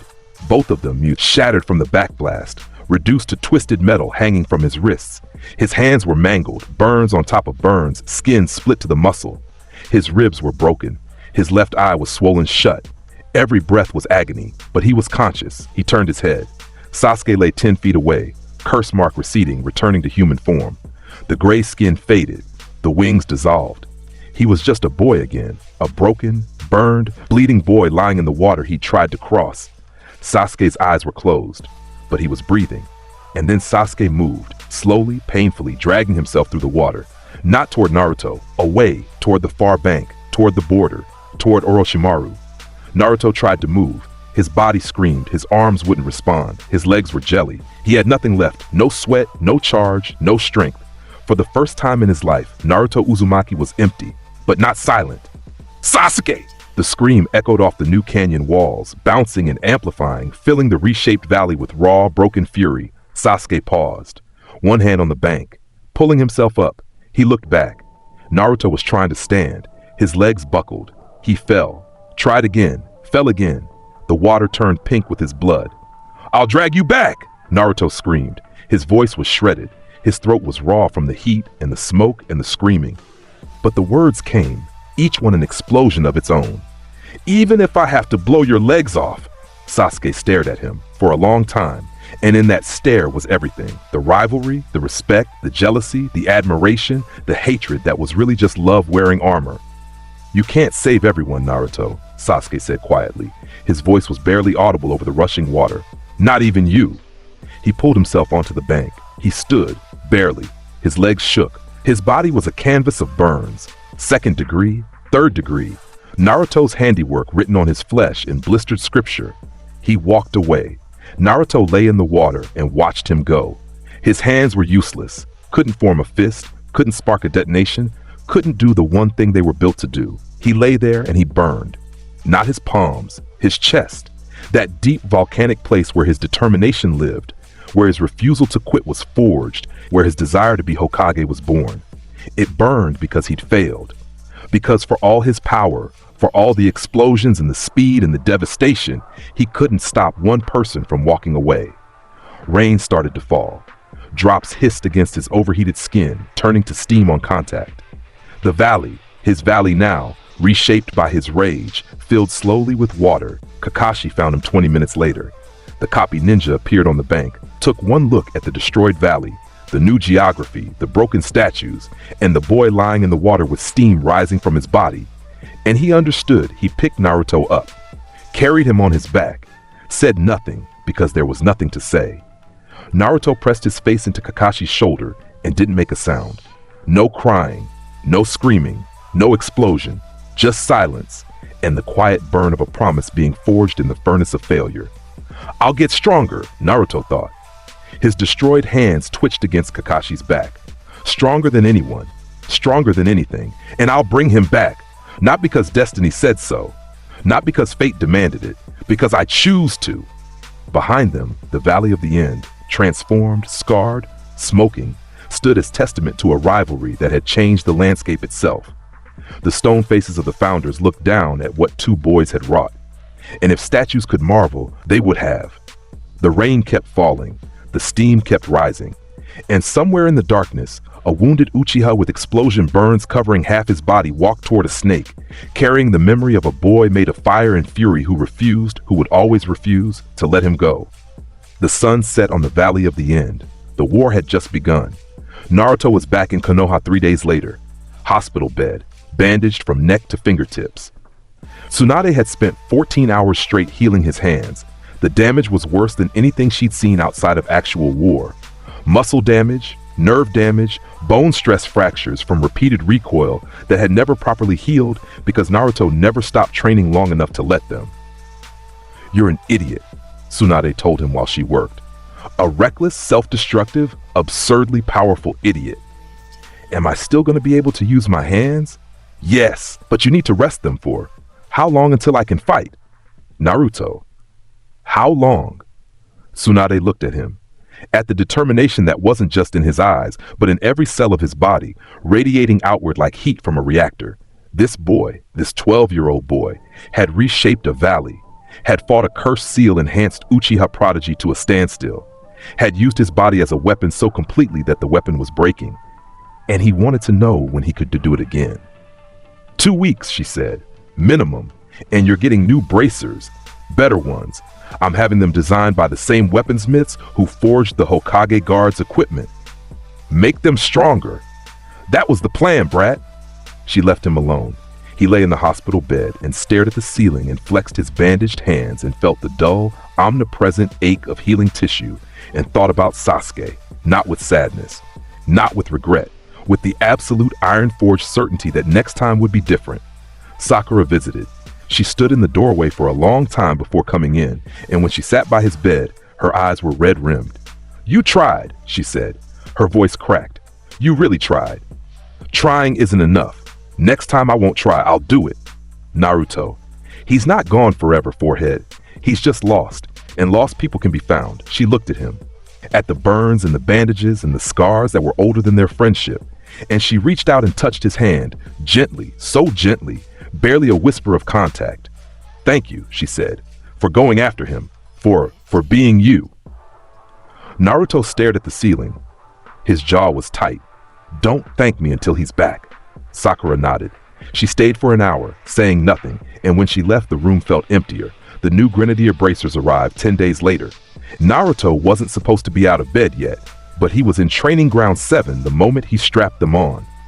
The new design was sleeker, black and orange, reinforced with chakra-conductive alloy, double the storage capacity of the originals, with reinforced pull pins and an emergency vent system that could dump stored nitroglycerin in a non-explosive release if the pressure built too high.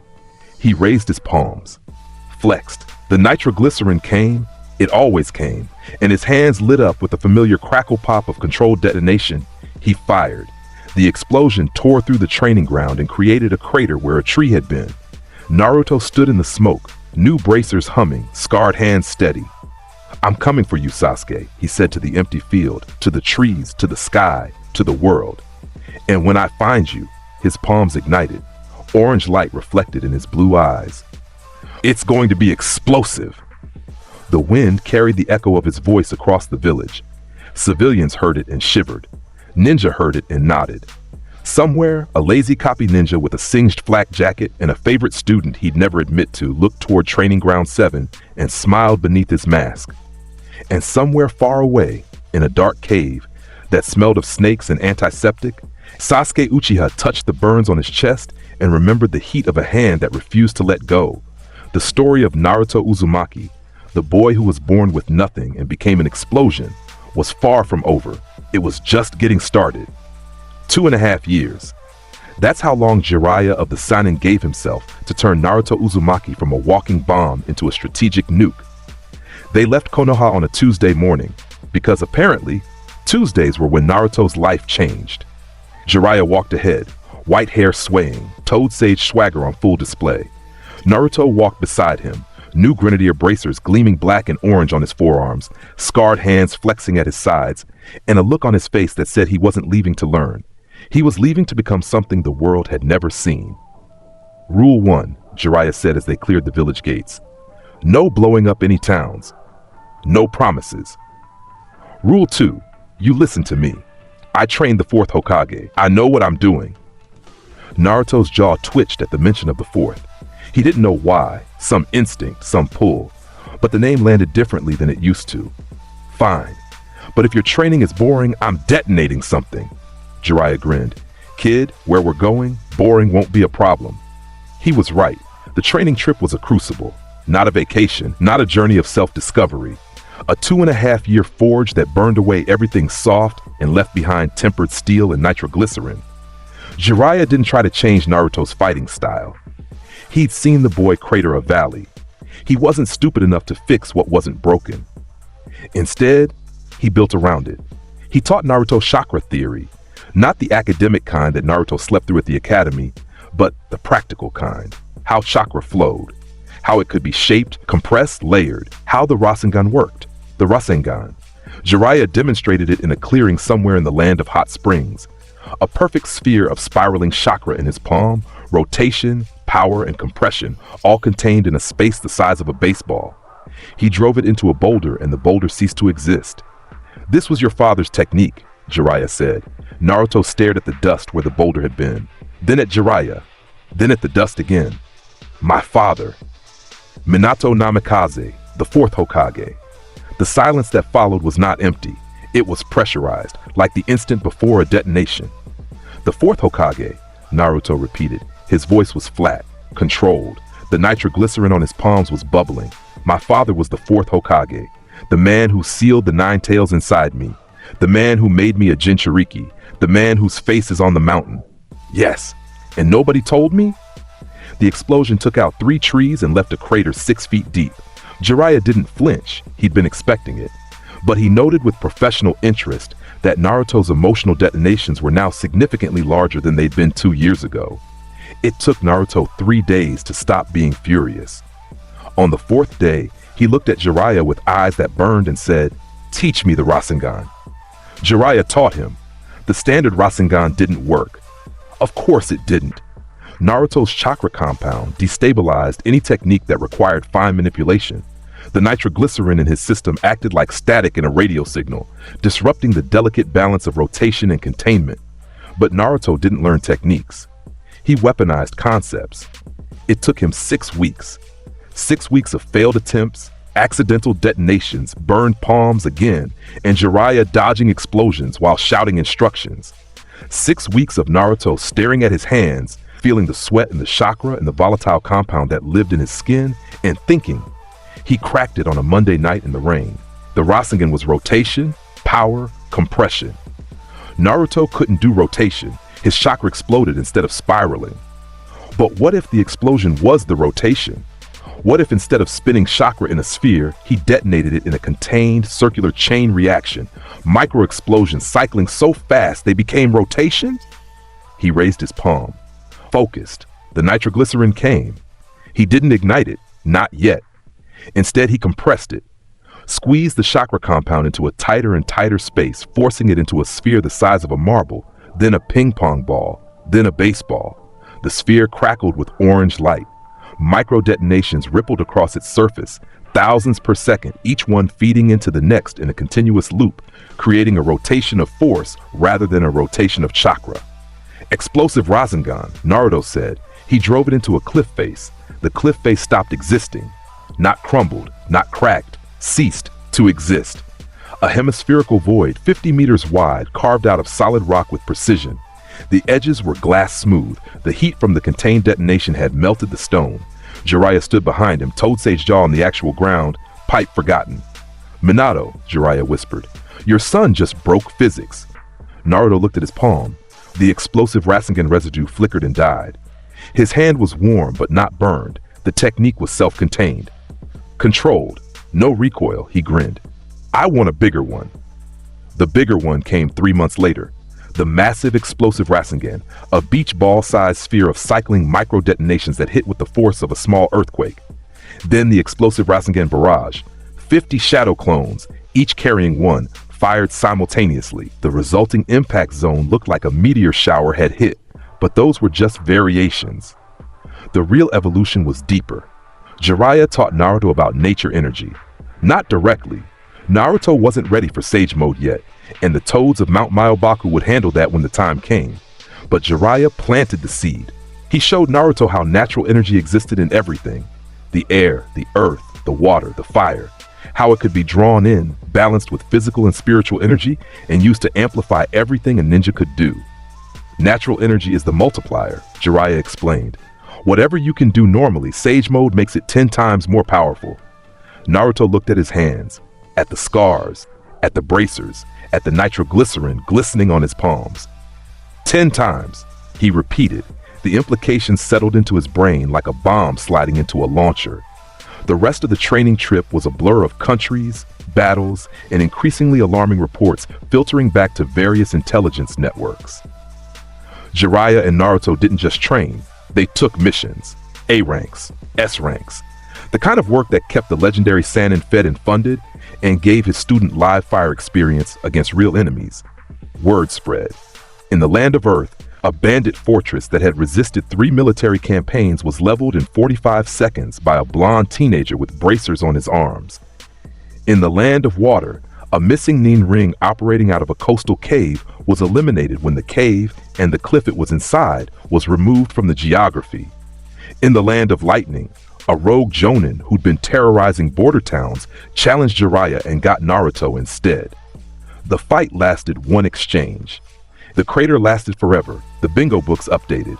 A new entry slotted in at A rank with a note that read, approach with extreme caution, Naruto Uzumaki, the explosive shinobi, affiliation, Konogakure classification A rank, provisional, may require S rank reassessment, known abilities, unique explosive bloodline, extreme destructive output, flight capability, shadow clone user, do not engage at close range, do not engage at long range, do not engage.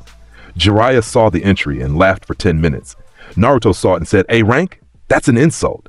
He was 15. His hands were a patchwork of old scars and new calluses. His bracers had been repaired, upgraded, and rebuilt 4 times during the trip. He was taller, broader, harder, The softness of childhood had been burned away, replaced by lean muscle and the coiled spring tension of someone who could detonate at any moment and knew it. His eyes hadn't changed.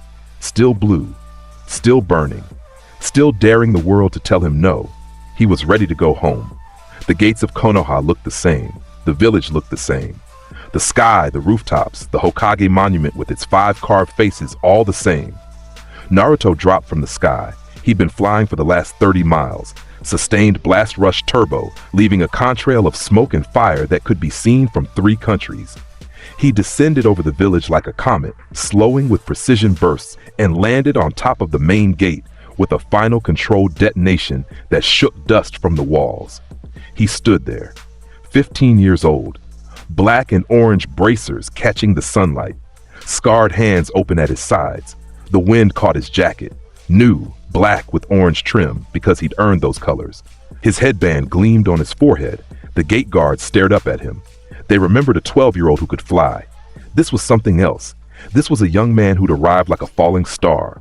Naruto looked down at Konoha, his village, his home, the place that had hated him, feared him, and would one day kneel before him, not out of terror, but respect. "I'm back," he said, and his palms crackled. Kakashi met him first.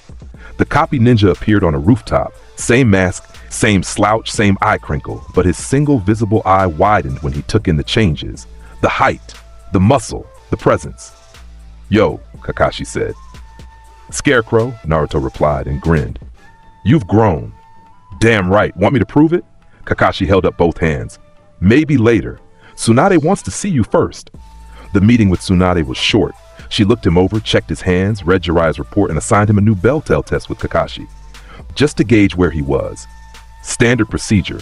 Naruto passed the Bell test in 37 seconds.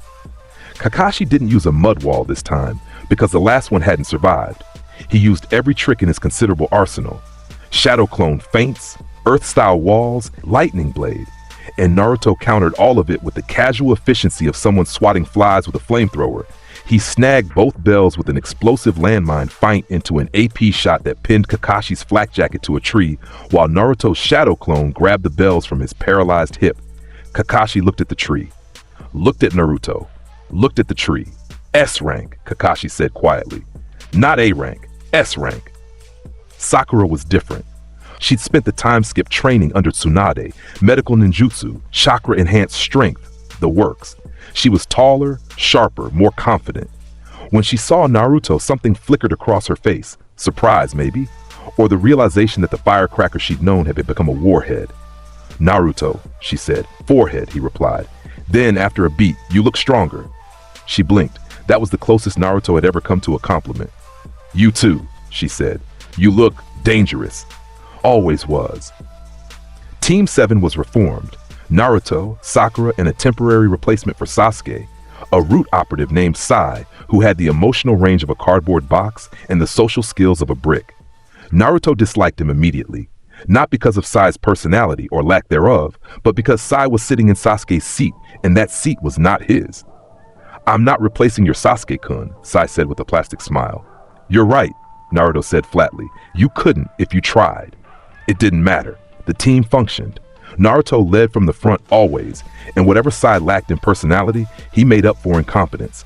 Sakura held the rear, medical support ready, punching anything that got close with fists that cracked stone. But the first real mission of Part 2, the one that announced Naruto Uzumaki's return to the world stage, was the Kazekage rescue. Gaara had been captured. Naruto got the news and his bracers hummed to combat temperature in under a second.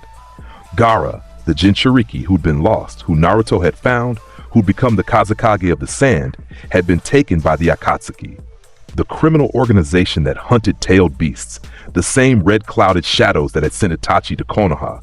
That had killed. Naruto didn't think about that yet. He thought about Gaara, unconscious, having his tailed beast ripped out, dying alone in some cave. "Let's move," Naruto snarled. They moved. 3 days to the Sand Village, meeting with the Sand Council, intel gathering.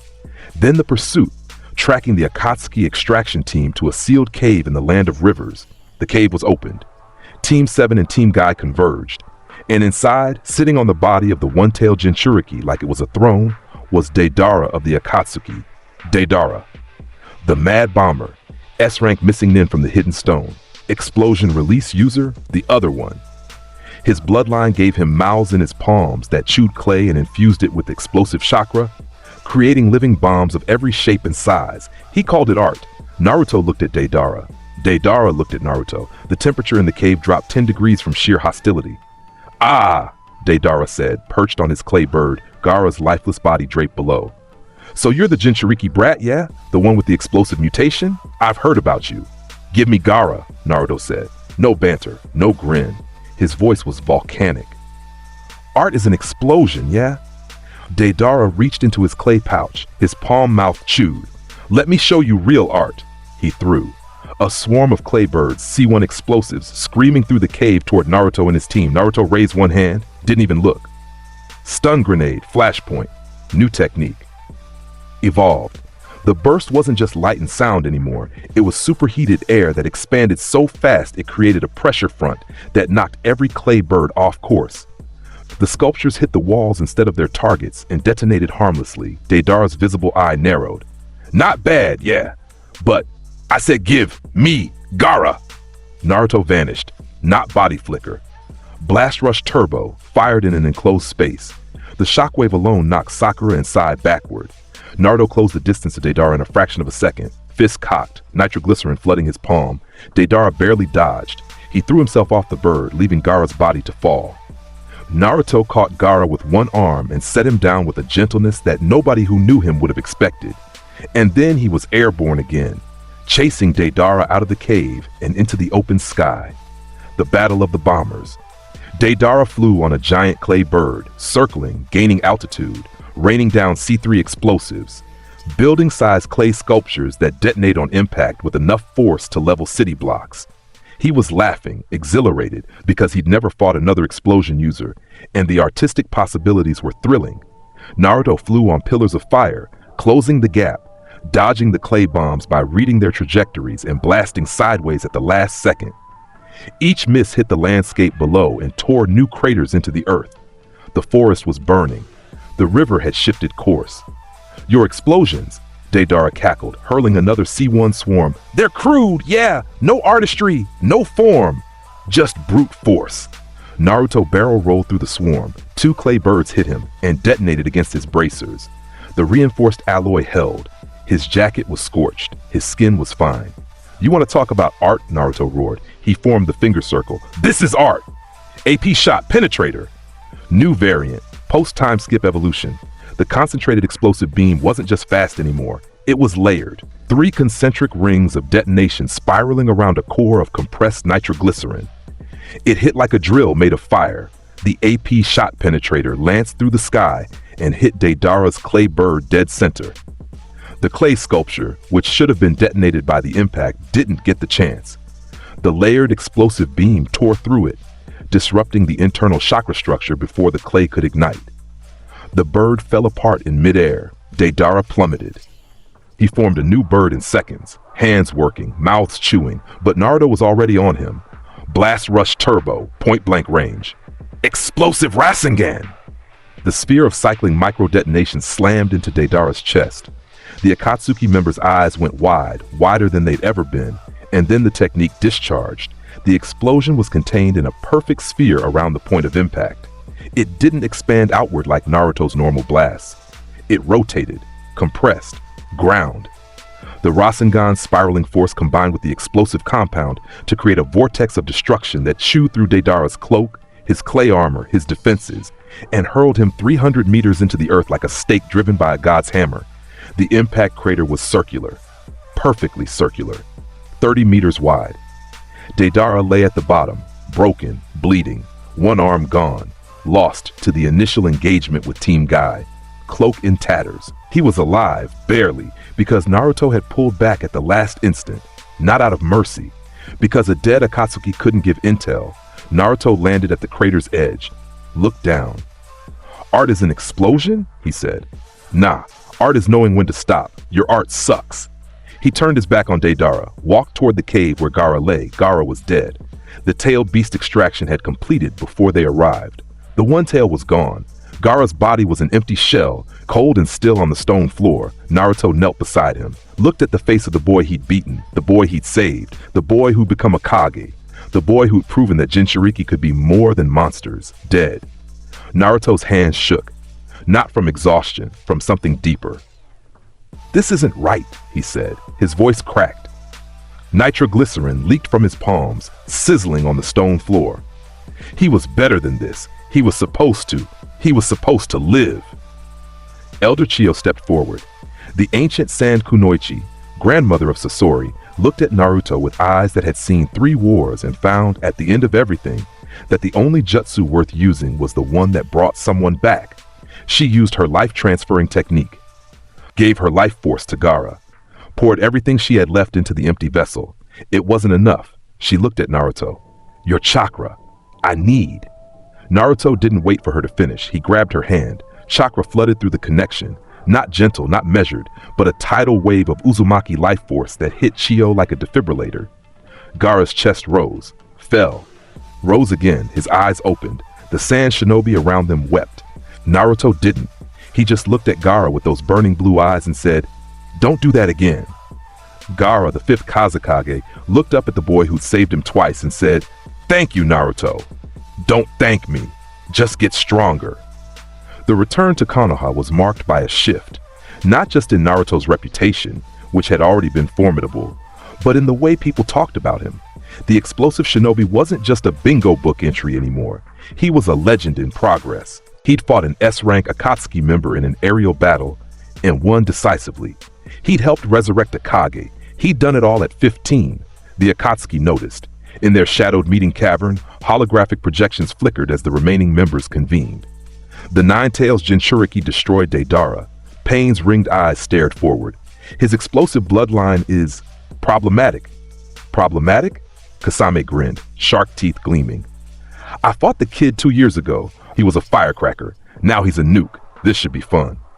"It won't be fun," Itachi said quietly. "It will be a catastrophe for whoever we send." "Then we'll send 2, Pain decided. Hidan, Kakuzu, the immortal pair. If the boy's explosions can't kill what doesn't die, he'll exhaust himself. It was a reasonable plan. It was also dead wrong. The Akatsuki moved on the fire temple first. Hidan slaughtered the monks. Kakuzu collected the bounty. Naruto's team intercepted them in a forest clearing alongside Shikamaru's squad. Hidan was a problem. Immortal. Literally unkillable. A Jashin cultist who drew a ritual circle in blood linked himself to his opponent and survived anything. Stabbing, dismemberment, decapitation. Pain didn't faze him because pain was his religion. Kakuzu was a different problem. 5 hearts, each a separate life, each granting an elemental mass that could fire devastating jutsu. He'd fought the first Hokage and survived. Old, experienced, and nearly as hard to kill as his partner, Naruto assessed them in 4 seconds. "Shikamaru," he said, "the loud one, can your shadows hold him? If you give me an opening." "Done. The patchwork one is mine." Naruto pulled both bracer pins, full release. Nitroglycerin flooded his palms. Kakuzu's eyes, ancient, calculating, having appraised thousands of opponents, widened slightly. "That chakra output, you're the Jinchuriki, the explosive shinobi. Famous already? Good. Then you know what comes next." Naruto formed 50 shadow clones, each one armed, each one sweating, each one a loaded weapon. AP machine gun, saturation barrage, 100 palms opened fire simultaneously, not aimed at Kakuzu, aimed at the entire forest. Every tree, every boulder, every piece of cover within 200 meters was obliterated in a storm of explosive bolts that turned the battlefield into a flat, smoking wasteland, no cover for Hidan's ritual. No shadows for him to hide in, and no obstacles between Shikamaru's shadow and the immortal cultist who was now standing in an open field looking very confused. "Shadow possession, success," Shikamaru said. His shadow stretched across the blasted earth and locked Hidan in place. "What the? Let me go!" "Lord Jashin demands." "Lord Jashin can bite me," Naruto said. He turned to Kakuzu. The bounty hunter released all 5 hearts. 5 elemental masks. Fire, wind, lightning, earth, water separated from his body and formed a semicircle of destruction. 5 simultaneous elemental attacks converged on Naruto. Naruto didn't dodge. He raised both palms. Cluster, chain reaction. 6 consecutive explosions, not outward, forward. Each blast slightly larger than the last. each one riding the shockwave of the previous, building into a cascading wave of force that met the 5 elemental attacks head-on. Fire met explosion and was consumed. Wind met explosion and was scattered. Lightning met explosion and was grounded. Earth met explosion and was pulverized. Water met explosion and was vaporized. The chain reaction continued through all 5 attacks and hit the masks. 3 masks shattered on impact. The remaining 2 tried to scatter. Naruto's clones were already there. 2 explosive Rasengans delivered simultaneously to each remaining heart. Kakuzu, the man who'd survived the first Hokage, dropped to his knees with 4 of his 5 hearts destroyed in under 10 seconds. Naruto walked up to him, palm out. The last heart beat somewhere in Kakuzu's chest. "How much was the bounty on my head?" Naruto asked. Kakuzu looked up. "Not enough," he said. It was almost respectful. Explosive Rasengan. The last heart stopped. Behind him, Shikamaru was already executing his plan, leading Hidan to a prepared trap, burying the immortal cultist in an explosive carved pit that Naruto sealed with a final detonation, collapsing tons of earth on top of the screaming Jashinist. 2 S-rank criminals. Dealt with. The intelligence network buzzed for weeks. In the Akatsuki cave, Pain's ringed eyes narrowed. Adjust the priority. The Nine-Tails Jinchuriki is no longer a capture target. He is a strategic threat. What's the difference? Conan asked. Captured targets are collected. Strategic threats are eliminated. But Pain wouldn't get his chance. Not yet, because the world had other plans, and those plans involved a snake, a brother, and a reunion that burned hotter than any explosion. The intel came from Jiraiya's spy network, Orochimaru's northern hideout. Sasuke was there, had been for months, training, growing, preparing to kill Itachi Team 7 mobilized. Naruto, Sakura, Sai, Kakashi, and Yamato, a wood-style user assigned to keep Naruto's more destructive impulses in check, which was like asking a garden hose to contain a volcano. They found the hideout. Underground. Massive. Honeycombed with laboratories and training chambers and the sickening evidence of Orochimaru's experiments, they found Sasuke in the deepest chamber. He was standing over Orochimaru's body. The snake Sannin was dead. Sasuke had killed him, absorbed his power, discarded the rest, and walked away clean. He stood in the ruined lab, Kusanagi sword in hand, wearing a white shirt open to the chest and dark pants, and he looked at Team 7 with eyes that had changed. Manjikyo Sharingan. The pattern was different. A 6-pointed star, spinning slowly, radiating power that made the air taste like copper. He'd awakened it, somehow. At some point during the 2.5 years of snakes and darkness and obsession, Naruto stepped forward. The tunnel was wide, 50 feet across, carved from bedrock. Good, they'd need the space. Emo bastard, Naruto said. His voice was steady. His palms were hot. Sasuke looked at him, tracked the changes, the height, the bracers, the scars, the coiled readiness. His Mangekyo spun. Dobe, Sasuke replied, and the ghost of something, recognition maybe, flickered behind those red and black eyes. Come home. No, wasn't a request, wasn't a refusal, it was a fact. Naruto's bracers hummed. Then I'll drag you back. Same as last time. Last time we destroyed a valley and I still walked away. Last time I was 12. Naruto moved. Blast rush turbo. The tunnel filled with fire and thunder and the shriek of displaced air. Sasuke moved simultaneously. Manjikyo blazing. Chidori stream, not just in his hand, but running across his entire body, a full-body lightning aura that crackled and sparked. They met in the middle of the chamber. Naruto's explosive palm struck Sasuke's Chidori-enhanced forearm. The collision blew out the walls. Stone shattered. Support beams groaned. The entire underground complex shuddered. Sasuke was faster than before. The Manjikyo's perception, combined with his natural speed and Orochimaru's training, made him a blur even to experienced eyes. He slipped Naruto's second strike, countered with a Chidori-laced elbow, and connected with Naruto's ribs. Pain. Familiar. Naruto grinned through it and grabbed Sasuke's arm. Explosive landmine. Point-blank detonation.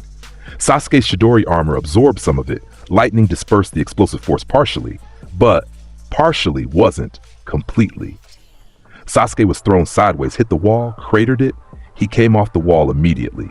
Kusanagi drawn, the blade extended, Orochimaru's technique, the sword growing to impossible length, and lanced toward Naruto's chest. Naruto twisted. The blade missed his heart by inches, slicing through his jacket.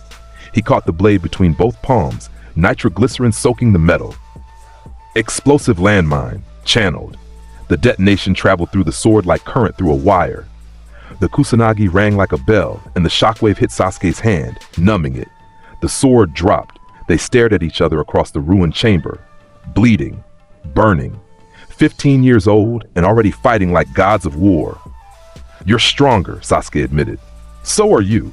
Doesn't change anything. Come home." Sasuke's mangekyou shifted. Black flames ignited. Amaterasu, the inextinguishable fire born from the mangekyou's left eye. A wall of black fire erupted between them, spreading, consuming, burning everything it touched with flames that could never be put out. Naruto looked at the Amaterasu. Black fire, eternal, unstoppable. He raised both palms. Concussive wave, pressure front. Not heat, not fire. Pure concussive force. A wall of overpressure that hit the Amaterasu flames and pushed them. Not extinguished. You couldn't extinguish Amaterasu, but displaced. Shoved backward. The black fire retreated, pushed by the sheer atmospheric pressure of Naruto's blast, and hit the far wall of the chamber instead. Sasuke's eyes widened. Nobody had ever moved Amaterasu. "I'm not done with you yet, Emo!" Naruto shouted. He launched forward again. The ceiling collapsed. Yamato's wood style, emergency containment. The entire underground complex was caving in. The structural damage from their clash had been too severe. Kakashi was there, grabbing Sakura, pulling her back. Sai's ink birds were evacuating support personnel. By the time the dust settled and the rubble was cleared, Sasuke was gone. Escaped through some snake-hole passage that Orochimaru had built for exactly this kind of situation, Naruto stood in the wreckage and clenched his fists until his palms bled. "Next time," he said. The words were a promise, a threat, a prayer. The months that followed were heavy. Sasuke had killed Itachi. Naruto heard about it secondhand, the details filtering through intelligence channels. The Uchiha brothers had fought and Itachi had died, and the truth about the Uchiha massacre, the order from the Leaf's elders, the sacrifice, the lies, had shattered whatever was left of Sasuke's faith in Konoha. Sasuke wasn't coming home. He was going deeper into the dark. And then Jiraiya died. It happened in the Hidden Rain village. The Toad Sage had gone alone because he was Jiraiya, because he was a legend, because he thought he could handle whatever pain was. He was wrong. Pain was 6 bodies with 1 mind in the Rinnegan, the legendary eyes of the Sage of 6 Paths, eyes that could push, pull, absorb, restore, and rip out souls. Jiraiya fought. He killed 3 of the 6 Paths. He uncovered Pain's secret. And then the remaining 3 overwhelmed him, and he sank into the dark water of the Rain Village with a smile on his face, and his last message coded onto a toad's back. Naruto got the news from Tsunade. She told him straight, no sugarcoating. Jiraiya was dead, killed by the Akatsuki leader. Naruto sat on a bench outside the Hokage Tower. He sat there for a long time. He didn't explode. He didn't scream. He didn't blow anything up. He was quiet. And that was worse. That was so much worse. Because Naruto Uzumaki was never quiet, and the silence that surrounded him now was the silence of a bomb whose fuse had been lit but hadn't reached the charge yet. Sakura found him. She sat beside him, didn't speak, just sat. "He called me his legacy," Naruto said eventually. His voice was empty. "Jiraiya-sensei, he said I was the child of prophecy, that I'd either save the world or destroy it." Sakura waited. "I'm going to do both," Naruto said. "I'm going to destroy the part that needs destroying and save everything else." His palms ignited, small, controlled. The flames danced across his scarred skin like candlelight. "But first, I need to get stronger, strong enough that nothing I care about dies again." He went to Mount Myoboku, learned Sage Mode. Not easily.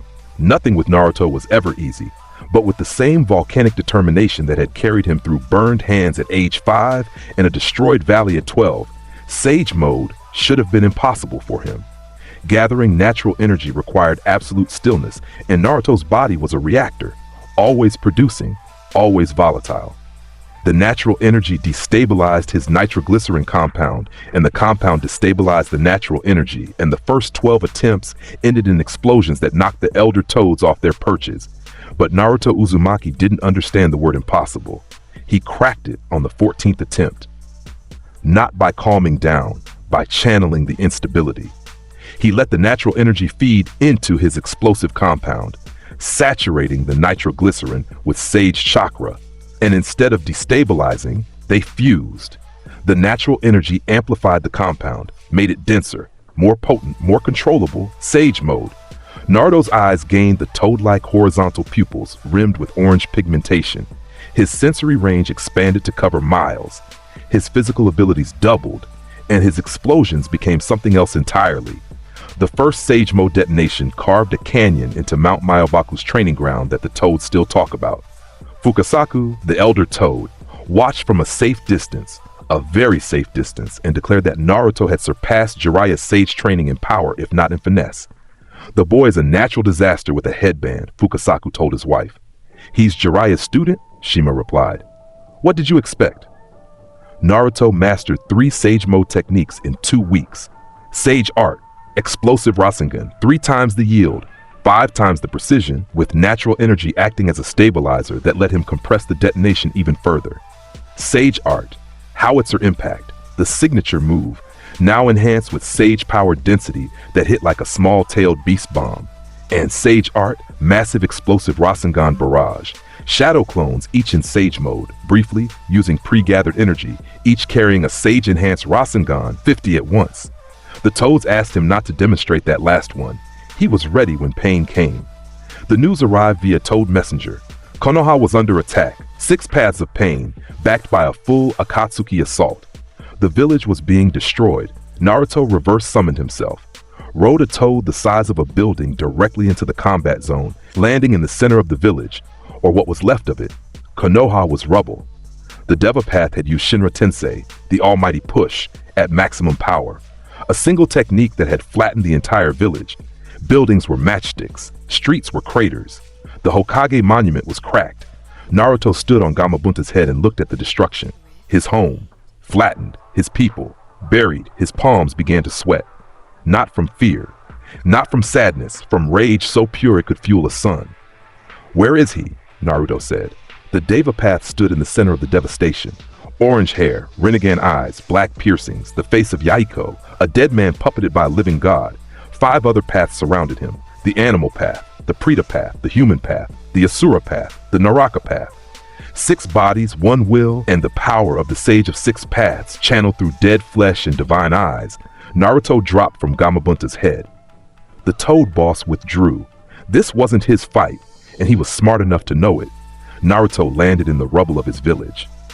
Sage Mode active. Orange pigmentation around his eyes. Horizontal pupils scanning 6 targets. Bracers at full capacity. He'd been storing for weeks, knowing something like this was coming. Your pain, Naruto said. I am God, the Devapath replied. I am the judgment of this world. I am the cycle of hatred given form. And you, Nine-Tails Jinchuriki, are the last piece of my plan. Your plan destroyed my village. To create peace, through pain, through... Shut up. Naruto moved Sage Art, Blast Rush Turbo. The speed was incomprehensible. Natural energy amplified his propulsion beyond anything he'd achieved before. A golden-orange streak that tore through the air and crossed the distance to the Asura path in the time it took to blink. Sage Art, Explosive Rasengan. The Sage-enhanced sphere hit the Asura path and detonated with the force of a building-sized bomb. The mechanical path, armored, modified, built for durability, was erased. Not destroyed, erased. The detonation vaporized the central mass, and the shockwave scattered the remains across 3 city blocks. 1 path down, 2 seconds elapsed. The animal path summoned. 3 massive creatures materialized. A multi-headed dog, a giant bird, and a rhinoceros the size of a house. They charged. Naruto didn't slow down. AP shot, penetrator, volley! 6 armor-piercing beams, rapid fire, each one sage-enhanced. The rhino took 2 to the skull and dropped. The bird took 1 through each wing and crashed. The dog, which split into copies when damaged, took the remaining shots and kept coming, multiplying with each hit. Splitting, huh? Naruto formed 50 shadow clones. Each one grabbed one of the dog's heads. 50 simultaneous explosive landmines detonated, and each time the dog tried to split, the clone holding it detonated again and again until the summon was overwhelmed and dispelled in a cloud of smoke and fire. The animal path tried to summon again. Naruto was already there. 1 palm, 1 detonation. The path flew backward, hit a pile of rubble, and didn't get up. 2 down. 15 seconds. The Preta path moved to intercept, the chakra-absorbing path, the counter to ninjutsu. The perfect defense against energy-based attacks. It raised its hands and activated its absorption barrier. Naruto punched it in the face. No explosion. No technique. Just a sage-enhanced fist with the physical strength of a man whose body had been forged in fire and recoil for 10 years. The Predapath's head snapped back. Its neck broke. The absorption barrier died with it. Naruto didn't have chakra-based weaknesses. His explosions were chemical. Nitroglycerin ignited by chakra, yes, but the blast itself was concussive and thermal, not purely chakra-based. The Predapath could absorb the ignition spark, but the explosion had already happened by then. 3 down. 20 seconds. The human path lunged, the soul-ripping path, the one that killed with a touch. Its hand reached for Naruto's head. Stun grenade, flashpoint, blinding light, deafening sound. The human path flinched. Even dead bodies responded to overwhelming sensory input, and Naruto caught its outstretched arm, twisted, broke the elbow backwards, slammed his palm against the path's chest. Condensed explosion. The inward-focused blast crushed the human path's torso. It fell, 4 down. 30 seconds. The Naraka path, the resurrection path, the one that could restore all the others using the King of Hell, was already working. The summoned head of the King of Hell emerged from the ground, jaws open, ready to swallow and restore a fallen path. Naruto formed the finger circle with both hands. AP shot. Penetrator! The sage-enhanced beam pierced the King of Hell's skull. The summoning destabilized. The Naraka path, defenseless without its Hell summon, stood in the open. Naruto hit it with an explosive Rasengan for good measure. 5 down. 45 seconds. The Deva path stood alone. It stood in the center of the ruined village, Rinnegan eyes unblinking, observing the annihilation of 5 paths in under a minute. Pain, the real Pain, Nagato, operating remotely, was recalculating, reassessing. The data didn't match the projections. "You're strong," the Devapath said, "stronger than expected." "I'm strong because I earned it," Naruto said, "not because some magic eyeball said I was special." Power doesn't come from effort, it comes from pain, from loss. When you understand true suffering. "I understand suffering," Naruto roared. His palms detonated involuntarily, twin explosions that cratered the ground at his feet. "I grew up alone. I burned my hands until they bled. I watched my teacher die. Don't lecture me about pain." "Then you know I'm right." "No, I know you're broken. There's a difference." The Deva path raised its hand. Shinra Tensei, the almighty push, the same technique that had leveled Konoha.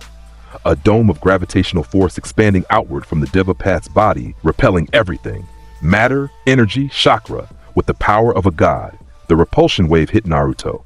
Naruto planted his feet, raised both palms, and fired directly into the oncoming wave. Sage Art, cluster, detonation wave, not individual explosions. A continuous wave of explosive force, building and building, each detonation feeding the next, creating a wall of destruction that pushed back against the almighty push. 2 forces met. Gravitational repulsion versus explosive propulsion. The air between them ceased to exist. A vacuum formed where 2 absolute forces canceled each other out.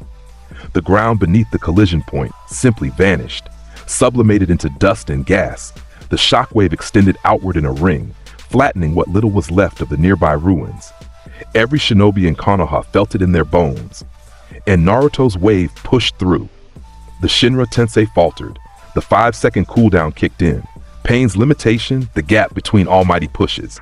In that gap, Naruto's explosive wave reached the Deva path and hit it head-on. The path was blown backward, through rubble, through ruins, through half a mile of destruction before finally cratering into the base of what had been the Hokage Tower. Naruto was there before the dust settled.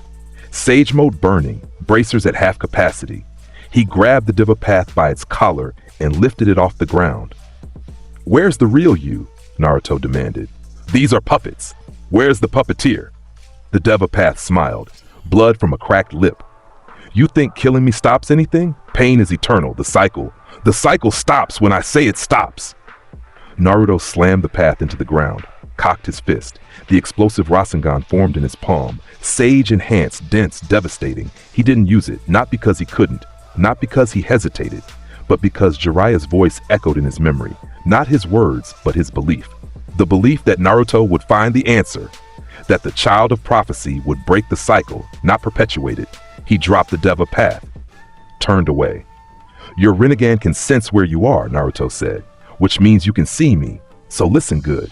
He stood in the rubble of his village. Sage mode fading, 15 years old, burned, scarred, standing on the ruins of everything he loved. I'm coming to find you, not to kill you, to show you that you're wrong. That pain doesn't create peace, that this cycle of hatred can be broken by someone strong enough to choose differently. He paused, his palms crackled, low, controlled, like embers. And if you don't listen, I'll blow away your hatred myself. The Deva path didn't respond. Its Rasengan simply stared. Naruto followed the chakra signal, found the real pain, Nagato, in a paper tree on the outskirts of the village. An emaciated man in a mechanical walker, connected to the paths by chakra rods, kept alive by will and the Rasengan and nothing else. Konan stood beside him. Guarding, defending, loyal to the last, Naruto walked in. No explosions, no aggression, just a boy standing before a god who had destroyed his home. They talked, not for long. Naruto wasn't a philosopher. He didn't have Jiraiya's eloquence or the Sage of Six Paths wisdom. He had scars and stubbornness and a belief so absolute it was its own kind of jutsu. You want to stop hatred? Naruto said. You think forcing people to be afraid is the answer? That's not peace. That's a prison. Then what is the answer? Nagato's voice was barely a whisper. His Rasengan eyes, so powerful, so broken, searched Naruto's face. What does a child know about? I know that Jiraiya-sensei believed in you. He believed in me.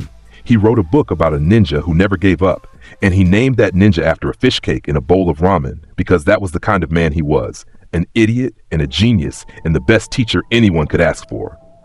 Naruto's voice cracked, just for a second, then it was steel again. And I know that I won't let his belief be wasted. I'll find the answer. I don't know how yet, but I'll find it. Because that's what I do. I face the impossible and I detonate through it. Nagato stared at him for a long time, and in those Rasengan eyes, the eyes of a god, the eyes of a suffering man, something shifted, something cracked, not like a wall breaking, but like a door opening. You remind me of him, Nagato said, of the character in his book, the gutsy ninja who never gave up. I am that ninja, and his name was Naruto. Nagato used the Rin Rebirth Jutsu, brought back everyone who had died in the invasion, spent his life to undo his destruction. It was the only peace he could offer, the only payment for the debt of pain he'd inflicted. He died with Jiraiya's book in his hands. Konan left with his body. She looked at Naruto, the boy who had defeated a god with words and will, and gave him a bouquet of paper flowers. Jiraiya's legacy, she said. Protect it. I will. Naruto walked back to the village, to the cheering crowds, the grateful survivors, the rebuilt hope. They called his name, chanted it. The boy they'd feared, the demon they'd shunned, had just saved every last one of them. He stood in the center of the village, surrounded by people who loved him, and he felt the warmth of something he'd been chasing since he was 5 years old. Acceptance, not given out of pity, earned through fire. The aftermath of Pain's invasion was recovery, rebuilding, and the dawning realization that the world was about to end. Obito Uchiha, the man behind the mask, the puppet master pulling Akatsuki strings, the ghost who called himself Madara, declared the fourth great ninja war. His goal, the 10 tails, the infinite Tsukuyomi, a world of dreams where pain didn't exist.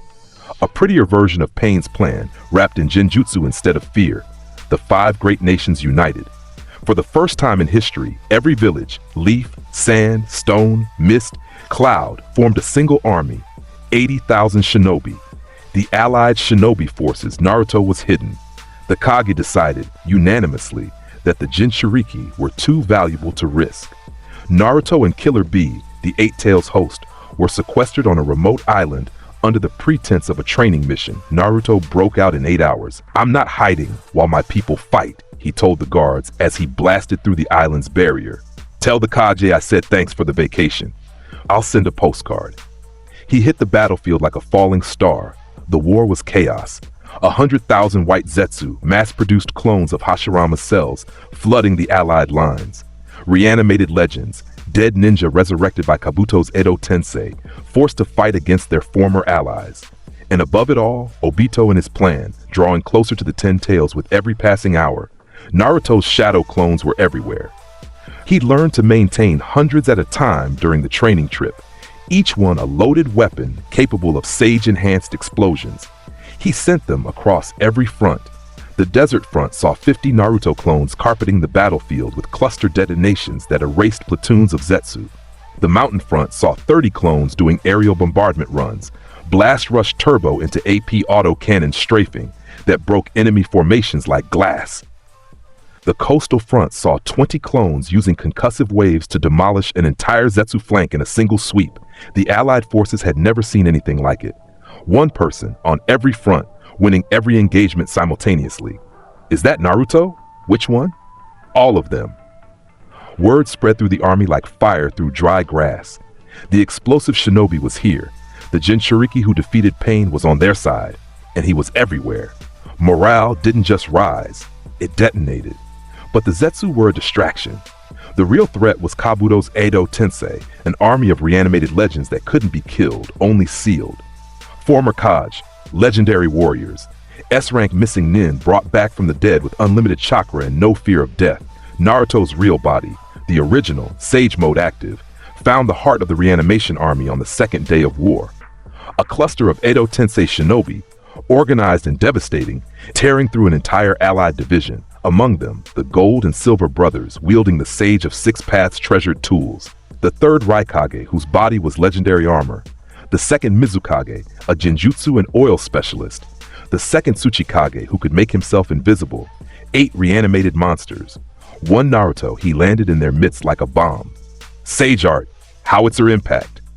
The spinning dive, charged with natural energy, compressed to maximum density, hit the ground at the center of the enemy formation.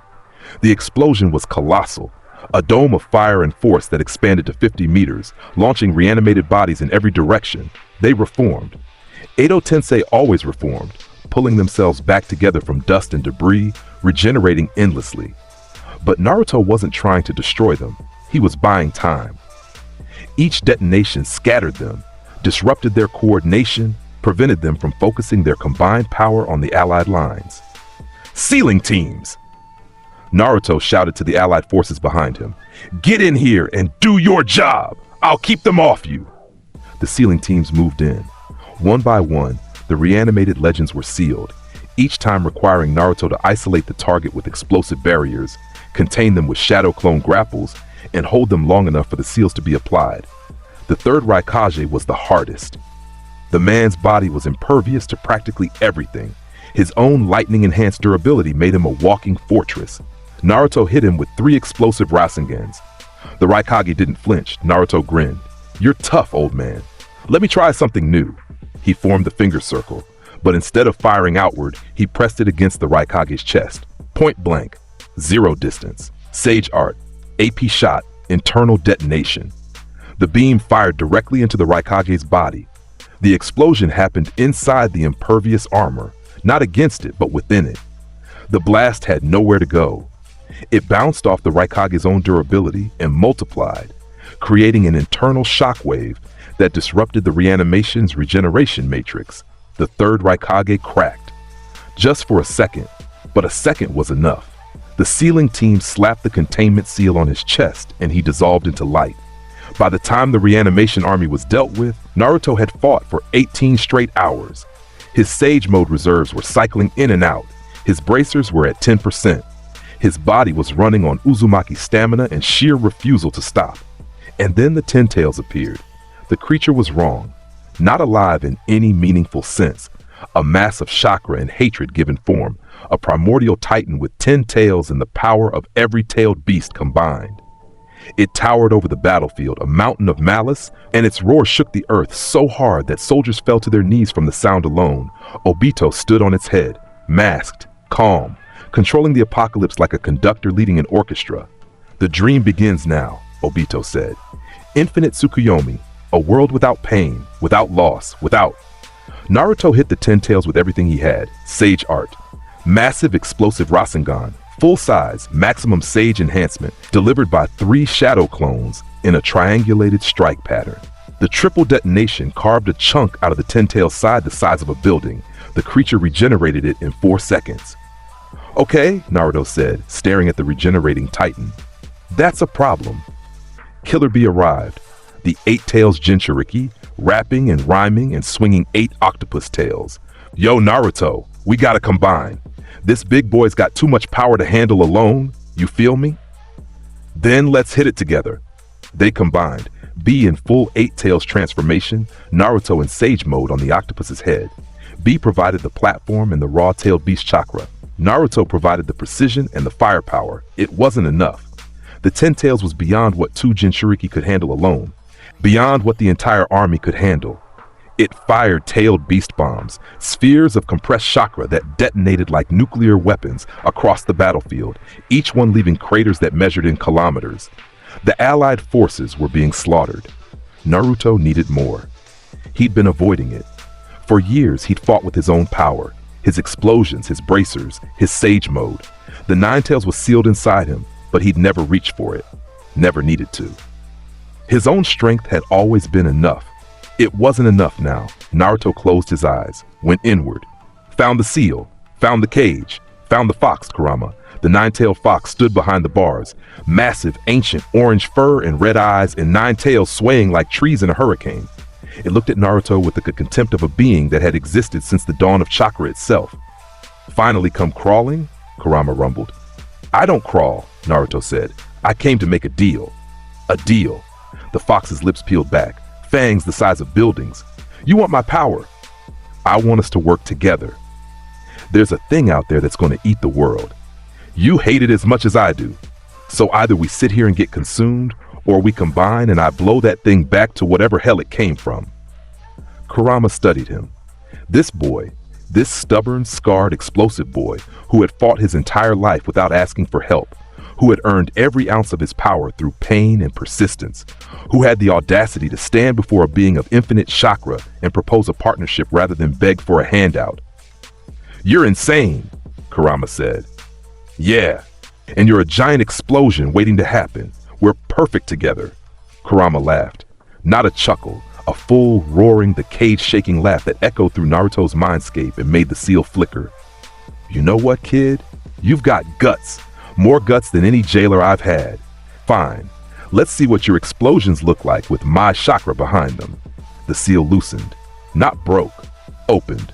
Chakra flooded through Naruto's system like a dam breaking, golden, incandescent, limitless.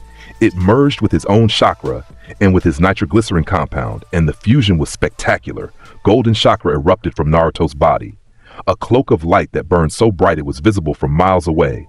9 Tails chakra mode, but not the standard kind. Naruto's version was threaded with orange streaks of explosive energy. The nitroglycerin compound amplified by Kurama's power into something that transcended both. Naruto opened his eyes. They were golden with vertical slit pupils. His whisker marks were deeper, bolder. His bracers glowed, overcharged with the combined output of Sage training, Uzumaki heritage, and the 9-tailed fox. His palms erupted with golden orange fire. Every shinobi on the battlefield felt it. The chakra pressure was immense, not oppressive like the 10 tails, but warm, fierce, a bonfire that burned away despair. Let's go, Naruto said. He launched, not Blast Rush Turbo, something beyond it. Kurama's chakra provided a secondary propulsion system. Golden arms of chakra extended from Naruto's cloak and detonated behind him like rocket boosters. He crossed the battlefield in a heartbeat, a golden streak that left a trail of light and heat. He hit the 10 tails with a Kurama-enhanced explosive Rasengan. The detonation was visible from space. A sphere of golden orange fire that expanded to 300 meters, carving a crater out. The 10 tails was engulfed. The ground beneath it was annihilated. A mushroom cloud rose 3 miles into the sky, golden and orange and terrible. When the light faded, the 10 tails was on its knees, regenerating, always regenerating, but slow. Chunks of its body were missing. Its tails were damaged. Its roar was a whimper. Obito on its head looked down at Naruto with his single Sharingan eye, and for the first, about time, emo bastard! Shut up, dope! Ready to blow some stuff up? Sasuke's Susanoo flickered, a purple skeletal warrior of chakra that surrounded him like armor. I'll handle tactics. You handle damage. Perfect. They fought Obito together. Kurama cloaked Naruto and Susanoo armored Sasuke, moving in tandem, covering each other's weaknesses, exploiting openings that neither could create alone. Obito's abilities were broken. The power of the 10 tails Jinchuriki combined with his Kamui, the space-time technique that let him phase through attacks and teleport at will, made him nearly untouchable. Truth-seeking orbs floated behind him, black spheres that nullified any jutsu on contact. Naruto tried an explosive Rasengan. A truth. Obito staggered, coughed. The white skin flickered. Combined assault. Naruto and Sasuke together. Fire and explosion. Susanoo blade and explosive fist. They hammered Obito from both sides, relentless, each attack building on the last, exploiting the instability Naruto had caused. The tailed beasts were ripped free, one by one extracted from Obito by sheer combined force. The Ten Tails Jinchuriki form collapsed. Obito fell, human again, broken, defeated. But the war wasn't over, because Madara Uchiha was waiting. The real Madara, not the masked pretender, the genuine article, reanimated by Edo Tensei, but freed from the summoner's control, operating on his own will with the Rinnegan, the Hashirama cells, and the combat experience of the man who had fought the god of shinobi to a standstill. Madara absorbed what remained of the Ten Tails, became its Jinchuriki himself, and ascended. The transformation was absolute. White hair, white robes, Rinne Sharingan, a third eye on his forehead. Combining the Sharingan and the Rinnegan, Naruto was launched across the battlefield, hit the ground, cratered it, and skidded for 300 meters. He got up, obviously. "Sasuke!" Naruto shouted. "We need to." I know, Sasuke was already there. Eternal Mangekyo blazing, Susanoo forming, not the skeletal version, the complete form, a massive towering warrior of purple chakra, 100 meters tall, wielding a sword of lightning. Naruto grinned. Combine, combine. Naruto's Kurama avatar manifested, the golden fox, tails blazing, explosive energy crackling across its form. It merged with Sasuke's Susanoo. The golden fox donned purple armor. The Susanoo wielded explosive power alongside its lightning blade. Combined form, explosive Kurama Susanoo. It was a titan, 200 meters tall, a fox-like warrior encased in armored chakra, wielding a sword that burned with golden orange fire and crackled with purple lightning. It stood on the battlefield, and the allied forces, 80,000 strong, looked up and saw something out of Sasuke. Sasuke's Susanoo expanded, the perfect defense. The Susanoo's complete form blocked the light, shielding everyone inside its shadow. The Genjutsu broke against the Monkyo's anti-genjutsu properties, but everyone else, the entire allied army, every civilian, every person on the planet not protected by Sasuke's technique, fell, collapsed, wrapped in cocoons of the god tree's roots, trapped in dreams, feeding the infinite Tsukuyomi. The world ended, not with a bang, with a whisper. And then Black Zetsu betrayed Madara, and Kaguya Otsutsuki, the mother of chakra, the original wielder of the Rinne Sharingan, the alien goddess who had eaten the fruit of the god tree 1,000 years ago, was reborn. Kaguya was beyond anything. Beyond Madara, beyond pain, beyond the scale of power that made sense in a world of ninja. She controlled gravity. She shifted dimensions. She could create a bone ash technique that disintegrated anything it touched. She had the combined power of every Ta. The explosive Rasengan detonated 200 meters above the ice field, and the resulting heat wave flash melted a square kilometer of glacier. Steam erupted. The ice dimension, for a brief, blinding moment, became a sauna, and Naruto's sweat production went through the roof. Kaguya shifted again. Gravity dimension. A world where gravity multiplied 1,000-fold, pressing everything flat. The air was heavy. Movement was agony. Naruto dropped to one knee. The gravity tried to crush him. Kurama's chakra resisted. Sage mode reinforced his body. But even so, the weight was enormous. He raised his palm against the crushing force, every muscle screaming, every bone groaning. Gravity, he gritted out. Gravity just means I need more thrust. He fired downward, explosion against the gravity dimension surface. The blast launched him upward, fighting the enhanced gravity, rising through sheer explosive force. It was like flying through concrete, but he rose, higher, faster. His clones appeared alongside him, each one detonating downward, a squadron of human rockets defying the fundamental force of the universe. Kaguya watched this boy, this mortal, this speck, defy the physics of her personal dimension, and her ancient eyes widened. You are not like the others, not enemies, not rivals, brothers. The moment didn't last, because of course it didn't. Sasuke released the infinite Tsukuyomi. His Rinnegan was the key, the counter technique that freed the world from its dreaming prison. People woke up, soldiers stirred, the cocoons dissolved. And then Sasuke said, "Now I'm going to kill the 5 Kage." Naruto's hand was still in Sasuke's grip. What? Revolution. Sasuke's Rinnegan spun. The current system is broken. The villages, the Kage, the cycle of hatred that created Madara, that created Obito, that created pain, it all stems from the same rotten structure. I'm going to tear it down. Start over. By killing people? By removing the pillars of a broken system. That's insane, Sasuke. It's necessary. Naruto tightened his grip on Sasuke's hand. I won't let you. I know. They stared at each other. Battlefield. Aftermath. Twilight. Valley of the End? Sasuke asked. Valley of the End, Naruto confirmed. They went, the Valley of the End, again. 1,000 detonations merged. The resulting blast was not an explosion. It was a new sun. A sphere of golden-orange fire that grew and grew and grew, swallowing the valley, the waterfall, the statues, everything. It met Indra's arrow head-on, and for 3 infinite seconds the world was divided in two. Half orange, half purple, as two absolute forces contested the very fabric of reality. Then the orange pushed through. Indra's arrow shattered. The residual energy of 1,000 merged explosive Rasengans continued forward, diminished but still devastating, and hit Sasuke's Susanoo like the fist of a very angry god. The Susanoo held for 1 second. Then it cracked. Then it broke. Sasuke was thrown from the wreckage, armor dissolved, tailed beast chakra exhausted, Rinnegan flickering. He hit the water. The valley had flooded again, new geography carved by the blast, and skipped like a stone before coming to rest in the shallows. Naruto landed across from him. His clones were gone. His sage mode was gone. Kurama's cloak had faded to a flicker. His bracers were destroyed again, reduced to twisted, glowing metal hanging from his wrists. His hands were bloody. His body was broken. But he was standing, always standing. Sasuke pushed himself up, one arm, just one. The other was damaged, hanging limp. His Rinnegan was dark, depleted. Only the eternal Manjikyo remained, spinning weakly.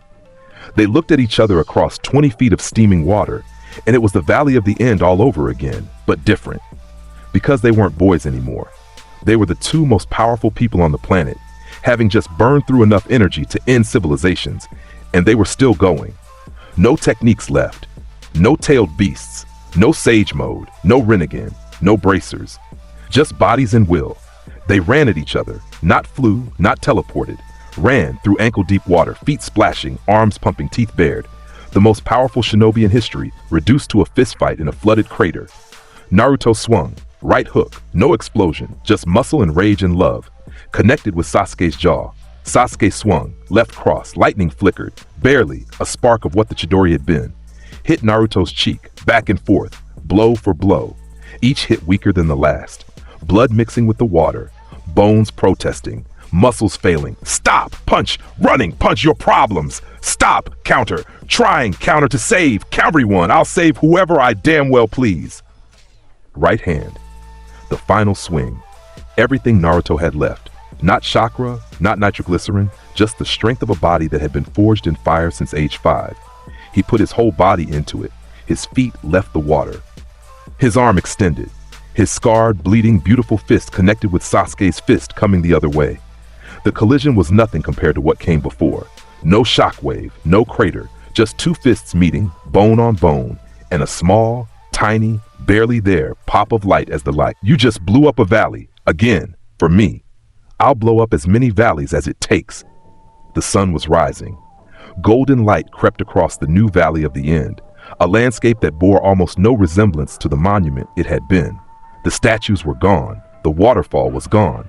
In their place was a vast, shallow lake surrounded by cliffs that hadn't existed an hour ago, studded with craters and scorch marks, and the evidence of 2 boys who had reshaped the earth because they couldn't reshape each other. I concede, Sasuke said quietly. Naruto blinked. What? You win, Dobe. Not because you're stronger, though you are, and I'll never admit that again, but because you're right. Destroying the system doesn't fix it. It just creates a new kind of pain. He turned his head, looked at Naruto with his mismatched eyes, one Sharingan, one exhausted Rinnegan, and there was something in them that had been missing for years. Peace. I'll find another way, Sasuke said. A better way, but I need to do it out there. Not in Konoha, not in a cell, in the world, seeing it, understanding it, atoning for, he paused, for everything. Naruto stared at the sky. The golden light was warm on his face. His body was a canvas of pain. His hands might never fully heal this time. Fine, he said. Go, travel, atone, whatever. But you come back, Sasuke. You come back for my inauguration. You're what? I'm going to be Hokage, emo bastard, and you're going to be there when it happens. Sasuke closed his eyes, smiled, a real one. Wouldn't miss it. Sakura and Kakashi found them 2 hours later. The medical response was immediate. Sakura's hands glowed green as she assessed the damage, and her face cycled through horror, exotic. Don't tell me you can't, he told his temporary students when they struggled.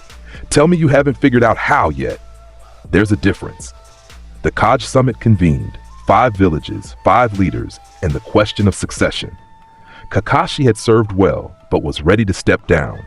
The Fire Daimyo approved the nomination. The council voted. The village voted, unanimously.